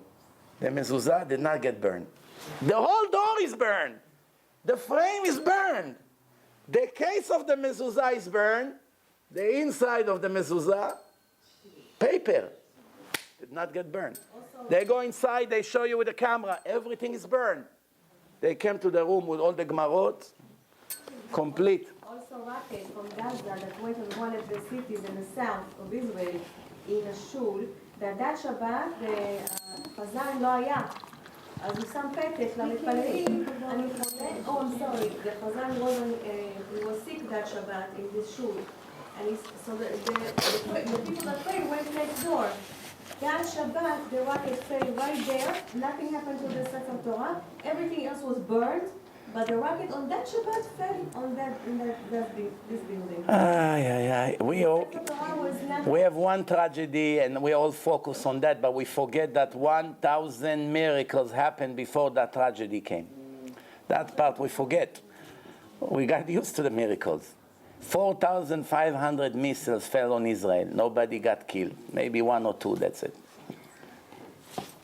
That's alone. What can be a bigger miracle than that? They went, a second after the rocket fell, behind that school bus full of children. There's now a new film that was made by one of my students, became religious in one lecture. came from Las Vegas, moved to New York, came to one lecture, became religious, already making Baalei Tshuva non-stop, making seminars, making CDs, spreading now my CDs in Israel. And he made now a new film about unity. Big hit. First day on YouTube, 3,000, first few hours, he told me today, he just posted it today, 3,000 views before anyone knows about it. Just came out. I posted it on my page, also right away, more than 1,000 views he had. It's a beautiful, touching film about the miracles that happened in the last war, plus beautiful acts of unity. People love it very much. You should go and watch it. Now, before we finish, because time running out in a few minutes, am I allowed to throw the New Testament into the garbage? Yes. The answer, yes, it's idol worshipping, mitzvah to destroy it. What about Quran?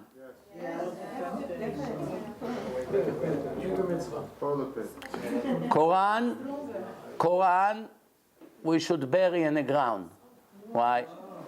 Because they worship the same God.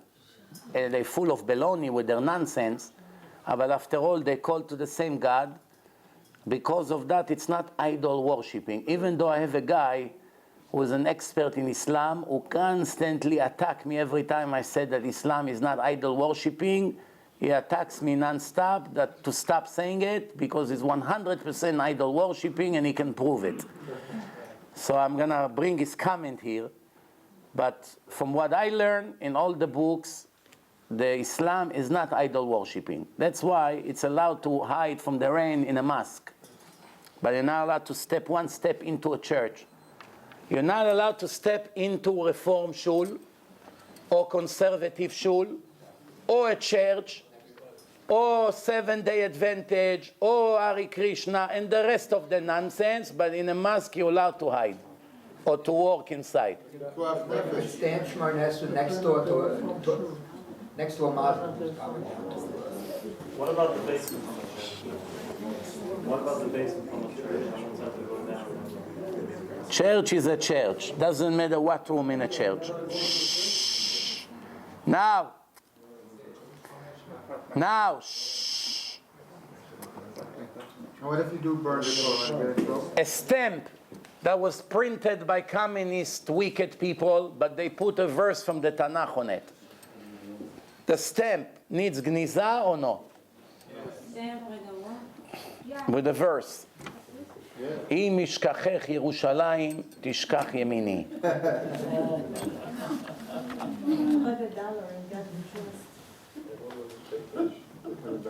Same thing what we said before. Every pasuk needs gniza.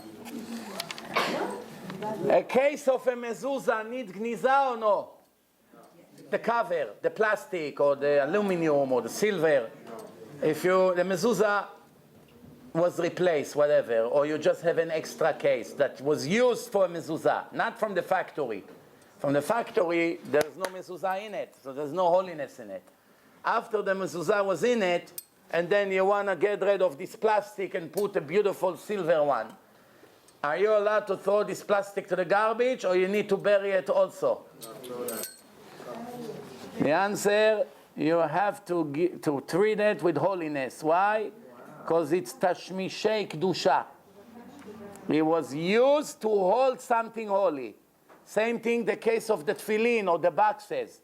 The boxes that the tefillin are inside, if they break, you have to do gniza. Yes. Plastic shopping bag to carry your... No problem, garbage. Next. Shh. Are we obligated to kiss the mezuzah every time we enter the house?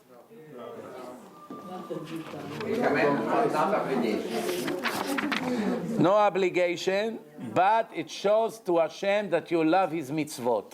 So what do you have to lose? Another $1 billion was wired. Doesn't the Gra say not supposed to? Between you and I, if every time you kiss the mezuzah, $1 would be wired into your Citibank account. Wouldn't you stand all day like this? No, go in and out. Go in and out. No, stand by the mezuzah. Go in and out. Make sure you Some people would attach their lips to the mezuzah all week. Moshe, you lost 10 pounds this week. Well, eating now, I'm losing $50. What? In the time it takes me to eat, I kiss the mezuzah 50 times. I think the Billy used to say, better than kissing the mezuzah. He never kissed the mezuzah. No. To think what's inside the mezuzah, if you have to Hashem Elokecha, to think, to kiss without thinking what's in the mezuzah, he said it's worthless. Very good. Good point. Good point. We have problems. We have problems in a marriage. One husband asked, is it recommended to take the mezuzah of our bedroom to be checked?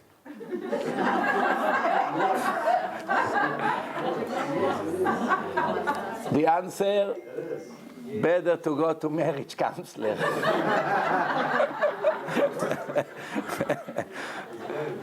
But every 3.5 years, it's good to check the mezuzot, twice in 7 years. Some are machmir, every Elul they check. But Rabbi, why would we check it on it every 3.5 years, the same mezuzot? If I checked it 3.5 years ago, what could happen with this mezuzah? I have news for you. I had one mezuzah in my garage, on the entrance to the garage. One day I look at the plastic and I see from white it became completely yellow. I say to myself, what made it yellow? Probably the sun. Let me check inside. I opened it up. Do you know what happened inside? The parsnip became powder. As soon as I touched it, it broke to 50 different pieces from the sun. That's why I have to check mezuzot. Also rain, flood, humidity. You know, if the ink wasn't superb, wasn't from good quality, it can melt the ink, it can spread. And plus, sometimes the mezuzah can be checked 3 times, and then the 4th time they find that it wasn't kosher, and the other 3 missed it. Wow. How many doctors didn't see it? And the 5th doctor found the cancer, but the other one didn't see. They gave Advil. How many times you heard stories like this? People are people, we're not angels. They find it with a PET scan, not any longer doctors. Whatever. Now, shh. When we check the mezuzot, better to take all of them in one shot, give it for 1 day to the place, pick them up tomorrow and put them back, or take one at a time. One, finish, put it back, take the second. Like this, the house has mezuzot all the time. Best, of course, to take one, finish, put one. But there's a better way. You go to the place of the mezuzot, you tell him, let me give you whatever, 50, 60, 80 bucks, whatever security. Lend me one mezuzah. I put it instead of the one I bring you, we'll finish, then I put it in the next one, finish. Like this, I don't leave the house 1 second without mezuzot. That's called loner. Many places they do it with tefillin. You bring a tefillin, usually it takes some time to check tefillin, more than mezuzah. Mezuzah you can check in a few minutes. Tefillin may take hours until they close it and paint it and then it's dry. It may take a day at least. So what happened with that? What is he going to do for tomorrow morning? He needs tefillin. So most shuls have few pairs of tefillin. But some places they lend you. They take your tefillin, they give you a pair. Tomorrow when you bring it back, you take yours. If a guy wants to buy mezuzah from you, you're allowed to sell it to him or no? No. Everybody here goy? No! Eov was also a goy. If Eov come to you, Shem Tov, and he said, dear Shem Tov, I'm the prophet Eov, in case you forgot, I'm not a Jew. I want to buy a mezuzah from you. Would you sell it to Eov or no? Yes. No.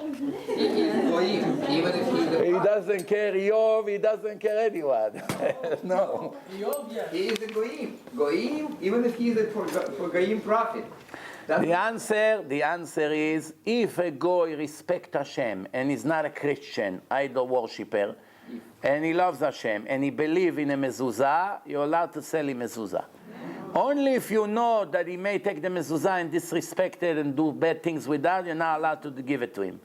But if he buys mezuzah, Goy can even put tefillin also if he wants. Goy can do a lot of mitzvot. The only two mitzvot that Goy is not allowed to do, Shabbat and learning Torah specific for Jews. Everything else basically he can do. Rabbi, tefillin is an ought, it's a sign. It's an ought. For him it doesn't count as an ought, but it's like eno metzuveh ve'oseh.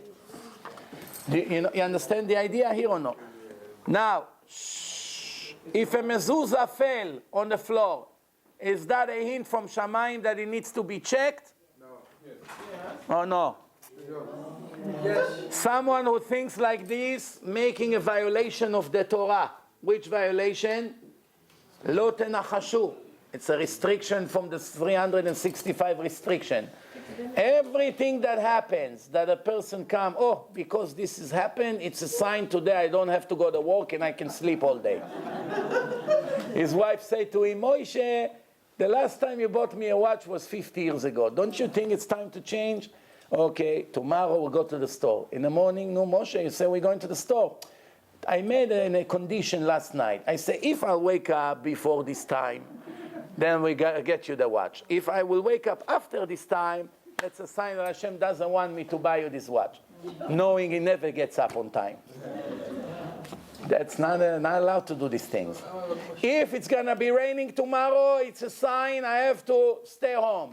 If it's going to be this, if a black cat passed by in front of me, I have to turn back home, and today I don't leave the house. All these things that people do, that's violations from the Torah. What about if you want to do something, you're not sure if it's a mitzvah or an avera? If you don't know if mitzvah or avera, you have to ask the rabbi. Huh?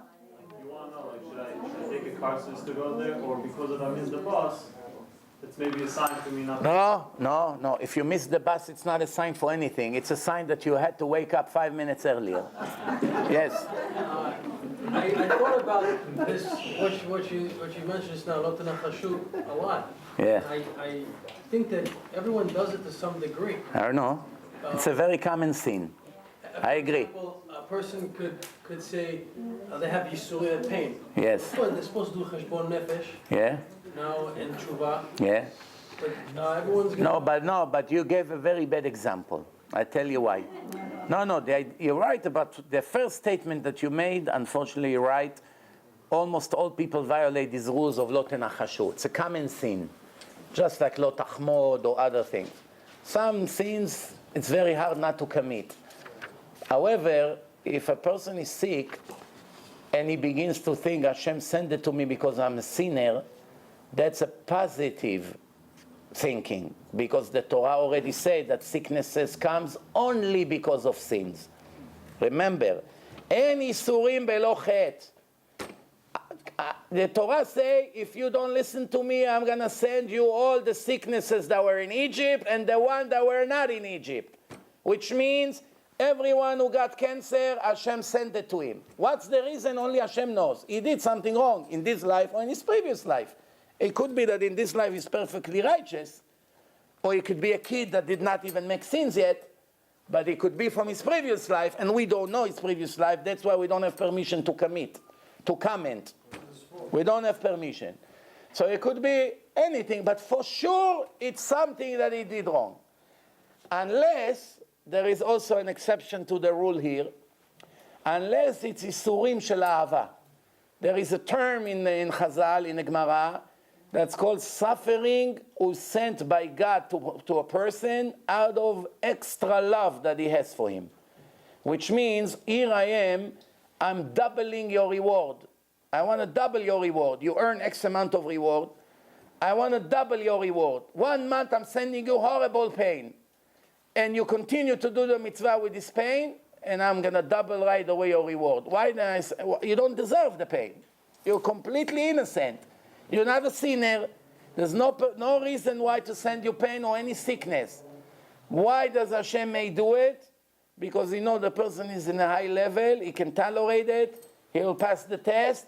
He won't complain. He can be 10 times more reward.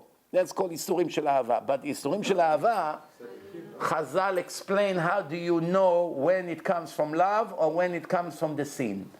The main way to know If this suffering preventing you from learning Torah, then you know it's Isurim because of the sin. Suffering that comes because of the sins. But if this pain or aggravation or whatever the sickness it is, it still does not affect the value and the quantity and the quality of your Torah, which means you can still learn just as you learned before the sickness, and you continue with your mitzvot as usual.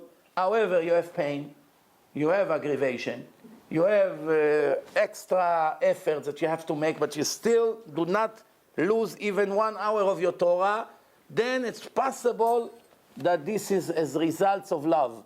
That Hashem wants to send you 10 times more reward.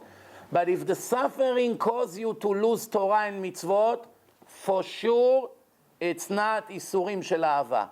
It can only be Isurim of Averot. Every person, remember what I say here, and please finally get it to your head and don't ever forget it. Don't let the fools and the wicked people on the internet influence you with their nonsense. You have to remember, we have Torah and it never changed for 3,300 years. A Jew, or even a Goy, that say on his mouth, why this person got this suffering, or this disease, or this death, it didn't deserve it, it's not fair, is a very big criminal. You should understand what I'm saying. If a person got something, a tragedy, and we don't understand why he deserved it, because we don't see every second of his life, we don't know his previous life, we don't know. According to our understanding, this person is a very big righteous person. But who knows him better, us or God? We know what he does in his bedroom? No. We know what he does in his bathroom? No. We know what he does in business? No. We know what he does with his wife and his children? No. We only see his beautiful beard and how he prays with tears. So we came to the conclusion that he's a very big tzaddik. But maybe he is a tzaddik. Maybe Hashem is sending him a new test. I just spoke about it for 20 minutes while you were texting. So, yeah. I was not texting. Playing with your phone. I didn't play your phone. I was searching if you. While you were touching your phone. No. I was. If your lecture from yesterday already on the website, so I can come home and just listen to this. You could have waited an extra 10 minutes and check after the lecture.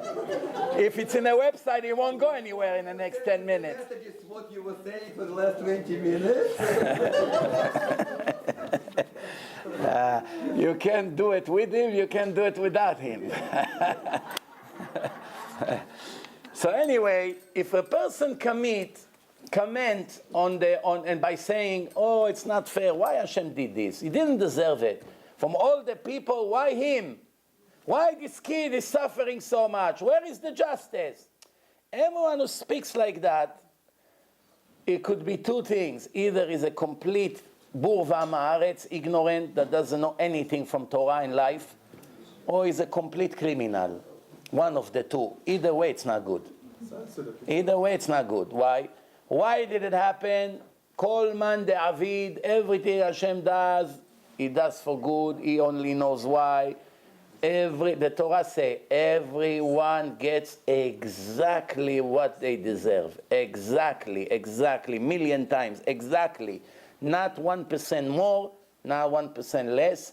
If they do tshuva, they get a lot less than what they deserve. The tshuva wiped out almost everything, or everything, depending on the level of their repentance. However, in the end, after many reincarnations and all kinds of scenarios and calculations, in the end, bottom line, like they say in English, final step, everyone gets or lose exactly what he deserves coming to him. Everything in between, it's nonsense. You don't understand anyway the judgment. Just like in boxing. Mr. Jackson hit Mr. Williams. Jackson hit. Williams is like this. Williams gave back. Jackson is falling. This, that, 12 rounds. In the end, Jackson gave Williams one and he's on the floor. Finish. He was sent to Olam Habayit. Gadal v'Itkadash. Anybody cares what happened in the 12 rounds? Nobody would remember who gave punches to who. In the end, Williams went to the funeral and Jackson went to the wedding. That's what everyone remember. So if a person had horrible ups and downs in his life, one moment is on the floor, one moment is on a stage, when he comes in front of Hashem, final destination, Gehenom, Kafakela, Gan Eden, that's what counts. Like they say in Israel, this beautiful Chiloni verse, secular verse, beautiful, smart, simple, but very smart. What is it? If I could, I would enter it to the Tanakh. Tzorchek mi shetzorchek acharon. How do they say it in English? He who laughs last. That's it, same idea. Who cares who laughed in the middle of the battle? He shot, he hurt him, he hurt him back. Bottom line, who won? That's it. That's all. The landlord attack, the tenant attack. The landlord, in the end, they come to court, the judge say, 24 hours, you're out of here, or you go to jail. He leaves the house. Who won? The landlord, or the other way around. Nobody cares what took in between. It's a part of a process. Last question for today. Bli neder. Mezuzah that fell on the floor, did it become pasul or no? Fell on the floor. One time, I have a friend from the old days. I took him to a seminar in New Jersey. On the way back from a seminar, I said to him, where did you get your mezuzot? He said, it was there when I moved in. I said to him, you live with mezuzot, you don't know who gave it, who wrote it, it's big, it's small, it's kosher, not kosher, maybe the Christians put it with their crosses inside. He said to me, don't be fanatic. Mezuzah, it's mezuzah, what? I said to him, I promise you it's not. Let me go at least 5 minutes, I'll check them for you. If you already have mezuzot, do it right. So I leave the car in Manhattan, in the lobby. Anyway, you have only 10 minutes. We come to his door, we look where the mezuzah, no mezuzah. He said, how can it be? When I left, I kissed the mezuzah, he said. We look around, we didn't pay attention. He has a handle that he opens the door. It fell on the floor, the mezuzah. One Jew, I guess, passed by, saw mezuzah on the floor. He picked it up, he put it exactly on the handle. He didn't want it to be on the floor, and there's no other place to put it. So he put it exactly on the handle. So I say to him, you see, Hashem already took the mezuzah ready for the checking. I don't want it. We came to do the mitzvah with or without it. I don't want to tell you what was inside when we opened it. Half of it was deleted completely, erased. He's lucky, I have mezuzot always in my car. Quickly I got it, replaced it for him, Baruch Hashem. Mezuzah in the laundry room. Allowed, not allowed, or is obligated? Some people laundry room is bigger than the studio apartments of 90% of the others in the laundry room. It's a studio apartment. Every washing machine is a separate room. Of course you need mezuzot.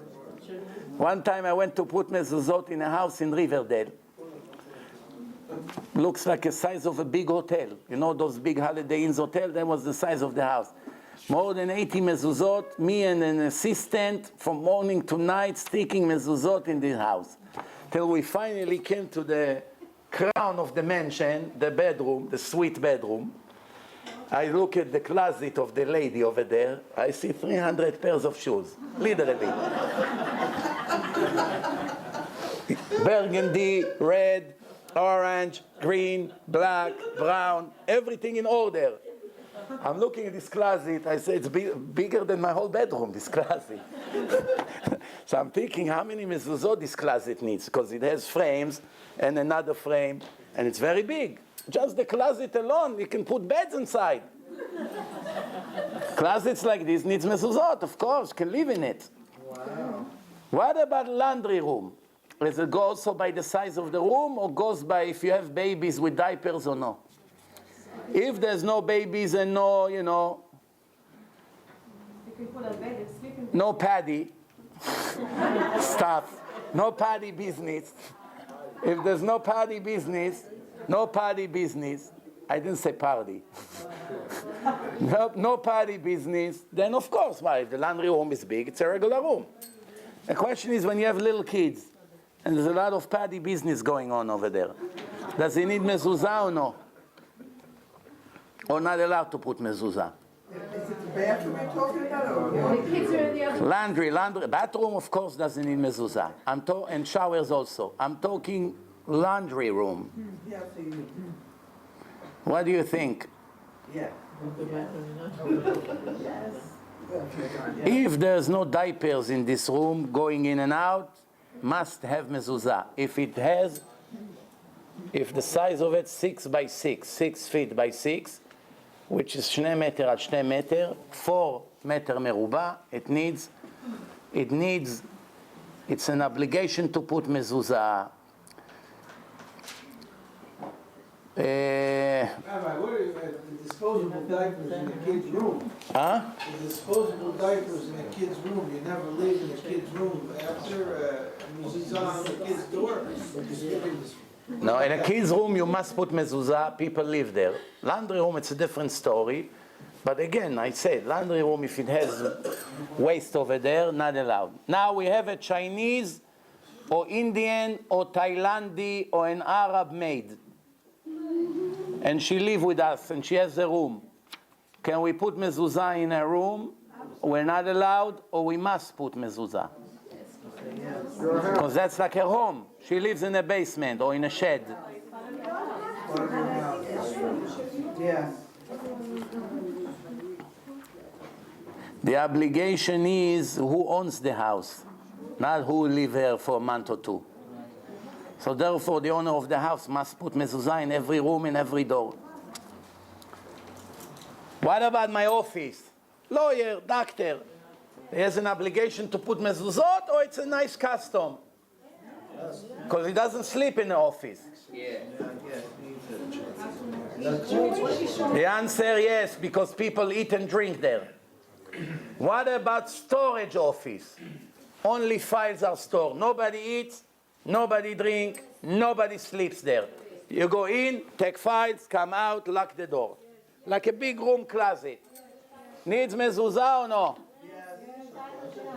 The answer from Mikar Adin doesn't need. If nobody sleeps there, nobody eats there, nobody drinks there, doesn't need. However, everybody puts. As one of these things, you're allowed to ride bicycle on Shabbat, but nobody does. It's one of these things, that's the rule, my friend, for 100 years already, from the Ben Ish Chai. Huh? In Shabbat? Oh, in a certain area where you have the road. In Shabbat? In the road. But in the area when they call the open area.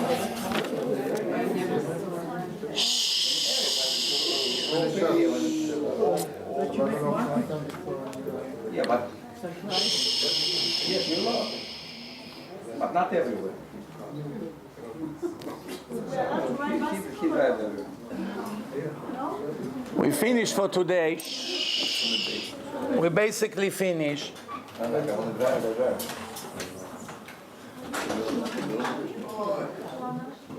Last thing, are you allowed to mail mezuzot and tefillin by mail? No. Mezuzot or tefillin? Yeah, you put it in a box and ship it. You have to write fragile on it. And you pay extra few dollars. Why? Because non-fragile, they throw everything like garbage. Fragile, Tony, cousin, Senor, fragile, happy birthday. Happy birthday. That's what's inside. I want to tell you a story.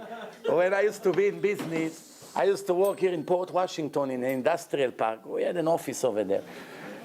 One day, I see this guy comes to me, customer service, from a different room, different department.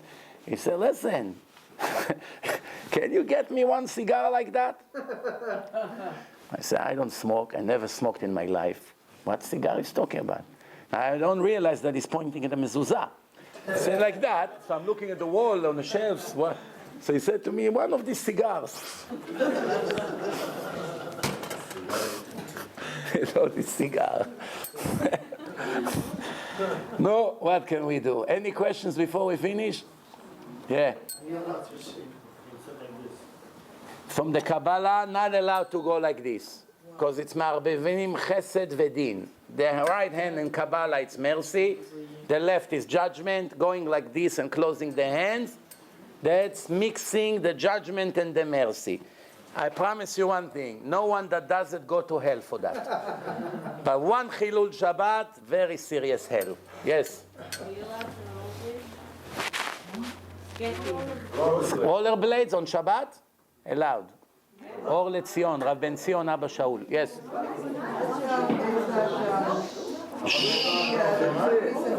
I cannot hear. I heard only terrorists because I wanted to hear that word. With the recent terrorist attacks and what's going on in Israel, the whole idea is that not all men are kollel potential. Wouldn't it be better to teach vocational training to the Jewish, to the Jewish citizens in Israel? The answer is no, and I tell you why. Jewish people build their homes. Why rely on Arabs? They asked this question to Rav Steinman, Gdol Ador. He answered the words of the Gemara. Rabbi Hanina ben Dosa was a very big tzaddik. The Gemara said, Hashem said, כל העולם ניזון בשביל חנינה בני, והוא די לו בכף של חרובים מערב שבת and ערב שבת. The whole world eats thanks to the energy of my son Hanina, the righteous holy rabbi. Everybody eats thanks to him, and he eats carobs and water all week. Because he's very down to earth. One time the Gemara said there was a snake coming from the ground, Arod his name, beat people, and they died. So Rav Hanina ben Dosa asked, where is the place? They say, right here, Rabbi. He puts his ankle over there, barefoot.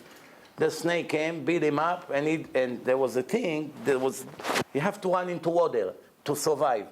You have to run immediately to the water, otherwise you die. So he said, Rabbi, runs to the water, run! He say, the snake doesn't kill, the sin kills. If I have sins open, many of them, this poison of the snake will kill me. I know I'm clean, I'm nothing to worry about, and he didn't die. Now, why the Gemara brought that story? We cannot do it. We're full of sins. We have to jump to the water faster than I don't know what. But he knew that he doesn't make any sins. Nothing. Not with the mouth, not with the eyes, not with the hand, not wasting time, learning Torah, living very poor. What can go wrong? I know, I'm 100% perfect. I know. A student in school, he had 100 questions in a test. He learned so well to the test. He leaves the test very relaxed. Who is nervous? They're not such good students. The great students, piece of cake. A, B, this, that, everything 1, 2, 3. An hour before he's out already, relaxing. Why? But someone who's not sure is very worried. We are in this category. We're not sure who we are. Righteous, wicked, very wicked. We don't know. But the point was to show you that nature is only a tool in the hand of God to take care of the people based on what they need. So they asked Rav Steinman, maybe we should send people to learn how to fight. So the answer is maybe we should teach people to do tshuva. There will be less Jews mechalelei Shabbat, less Jews violating the rules of the Torah. There will be less terrorist attacks. Now I want to tell you, every person is entitled to think what's the reason for the terrorist attack. To hold the Torah and to swear, I can't. I don't think there's anybody in the world can do that. To hold the Torah and to swear, do you know why Hashem made that attack on the shul? I'm not intending to pretend that I'm a prophet or an angel that knows the mind of Hashem. No. However, to guess, we have permission, and this is an obligation to always try to understand what Hashem is sending us those messages. My humble opinion is because the biggest yeshiva in Israel now, that has a legacy and an amazing name, many big rabbis came from there, divided to two, and they fight politics with each other. And it got to a point that the rabbi in one of the groups that never leaves the Torah for a minute all his life, all he does is learn Torah with holiness, with modesty. Very, very big matmid. In Israel, they don't even have to say his name. They say hamatmid. Hamatmid means someone who gives his life for the Torah. Does not waste a minute. Rabbi Berman, someone took a Leben yogurt and spilled it in his face. Wow. The moment I saw that video, I said right away, who knows what a huge tragedy would come. The next day or the next day and a half, that's what happened. And it's no coincidence that it happened in an ultra-Orthodox Ashkenazi shul, because the Ashkenazi Litvish world is having a very, very, very big, serious problem right now. I'm not talking people on the street who hardly keeps mitzvot. I'm talking the top of the pyramid of the Ashkenazi world in the most important yeshiva. Just like to give you lehavdil millionei alfei avdalot, just to give you a scenario similar a little bit. If there are certain colleges in America, nobody cares about them. You came from this college, ze nevela, ze trefa. But when you come and say, I'm a lawyer, I'm from Harvard Law School, right away, their smile is wiped out. They give you respect. Why? The university has a good name. Whether they deserve it or not, I leave it to you. But when you say, I came from this university, they treat you different. Same thing when you say, I come from Ponovich Yeshiva, it's not, I came from Yeshiva ABC. It's not the same. You go to the top institution. There are a few top big yeshivot in the world. Lakewood, Mir, Ponovich, Porat Yosef. There's big yeshivot with Masoret, with 100 years of learning and non-stop big tzaddikim talmidei chachamim. In the last few years, it's been going on and only get worse. It should have stopped already, this politics and jealousy and who's going to control. And Hashem see that if it goes to the top, just like Moshe and Korach and Adato. Did you see what happened? 250 rabbis came against Moshe. Hashem buried them alive with all their family, with everything they own. Hundreds of them, the ground swallow them alive. You have to agree with me that is a much bigger tragedy than murdering 4 tzaddikim. Murdering 1,000 or murdering 4, 1,000 is... And don't make mistake, Korach was a huge tzaddik until that incident. And all the other rabbis who were fooled by him, they were not just little kids. Everybody was very holy. They heard the voice of Hashem in Mount Sinai. It's no jokes. But he manipulated them in a way that they all joined him in a machloket, and Hashem buried all of them alive. So if Hashem did it to so many righteous people because of one mistake, that they spoke against the leader Moshe Rabbeinu, when we fight with each other, racism, prejudice, disrespect, 24,000 of the students of Rabbi Akiva died in few weeks. Each one of them is more than all the rabbis in the world combined in his level. Katan shebahem mechaye metim. If all the rabbis in the world, take 1,000 top rabbis in the world, put them in one place together, give them a week, can they take a dead person from the grave and bring him back to life? No. I find my life that no. Every one of the students of Rabbi Akiva that died, the Gemara testify, Katan shebahem mechaye metim. The smallest level, he was in such a high level of Kabbalah and know the secrets of the soul, and so he was able to make a decree, and this person comes back to life a few minutes after he died. That's how big they were. But what? Politics, they still had. They did not respect each other according to their level enough. So what happened? All 24,000 of them die. What's a bigger tragedy? 4 that die or 24,000 that die?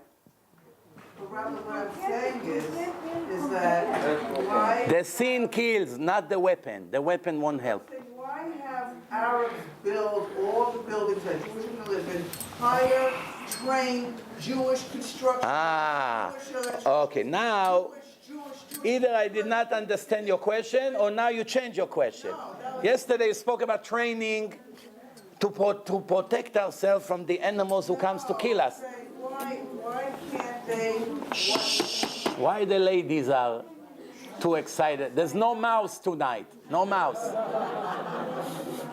My initial question is that not every man is called out protection. I agree. So why can't they teach those men vocational training? Like there's a rabbi in Israel says, right now, as it goes, if you have an Arab worker in your yeshiva, get rid of them. They Right. No, but the lefties in Israel get angry that you speak like that. You know, the minister of Ashkelon, I think, one of the cities, he made a rule, Arabs can now work in kindergartens. What was behind it? You can say racism. He answered, I'm afraid for the life of the kids. I'm responsible. If there will be another attack. So now you're going to say, but not all Arabs are terrorists. The answer, you're right. But the fact is that if you take 100 Arabs and you take 100 Israelis, where is the chance go up by thousands of percent that these kids will get murdered? If you take this group, you increase the chance of your children getting killed by thousands of percent. Me as the head of the pyramid have the right to make a decision to increase the safety of the children under my supervision. But the government, the lefty, liberal, anti-Jews, what do they do right away? Attacked him, slaughtered him. 24 hours later, he canceled his decision. They don't let you breathe. The liberal, lefty Jews, they don't let you breathe. If you fire the Arabs from their work, do you know what's going to happen in Israel? Well, that's what this rabbi said. You get right. They don't, you can't. We say it for 20 years. Rabbi Meir Kahana said it 30 years ago, 40 years ago. Do you know what they did? They made him illegitimate. They took him out of the law. No one is allowed to vote for him. When the freedom of speech serves the liberal Jews, it's very kosher. When it saves the right wing of the Jews, it's against, it's prejudice, it's racism. The yeshivas can't fire those Arabs? No, you can't fire. You cannot. In America, you can fire a person because he's black. You tell them you cannot get the job because you're black. What's going to happen to you? They sue you for millions and you're out of business. You cannot come to an Arab Israeli citizen who has an Israeli passport and he's working by you. You come and say to him, I fire you because your cousins murder my children. You're not allowed. He's going to sue you and you lose your business. That's the sickness of democracy. You want democracy, you're going to pay the price. It's not democracy, Rabbi. Israel is not a Jewish country. It's supposed to be. It was the idea. It's not any longer a Jewish country. Exactly. Exactly. And if you want me to tell you more, this is not a Jewish religion country for sure. Of course. This is the Halonim. Thank you for discovering America. It's not discovering, so why are we discussing? Why? Last question. This is the answer, because not... You see, Mishamayim, they want your voice to finalize this lecture. Because as you said, the answer... Thank you very much. Good night.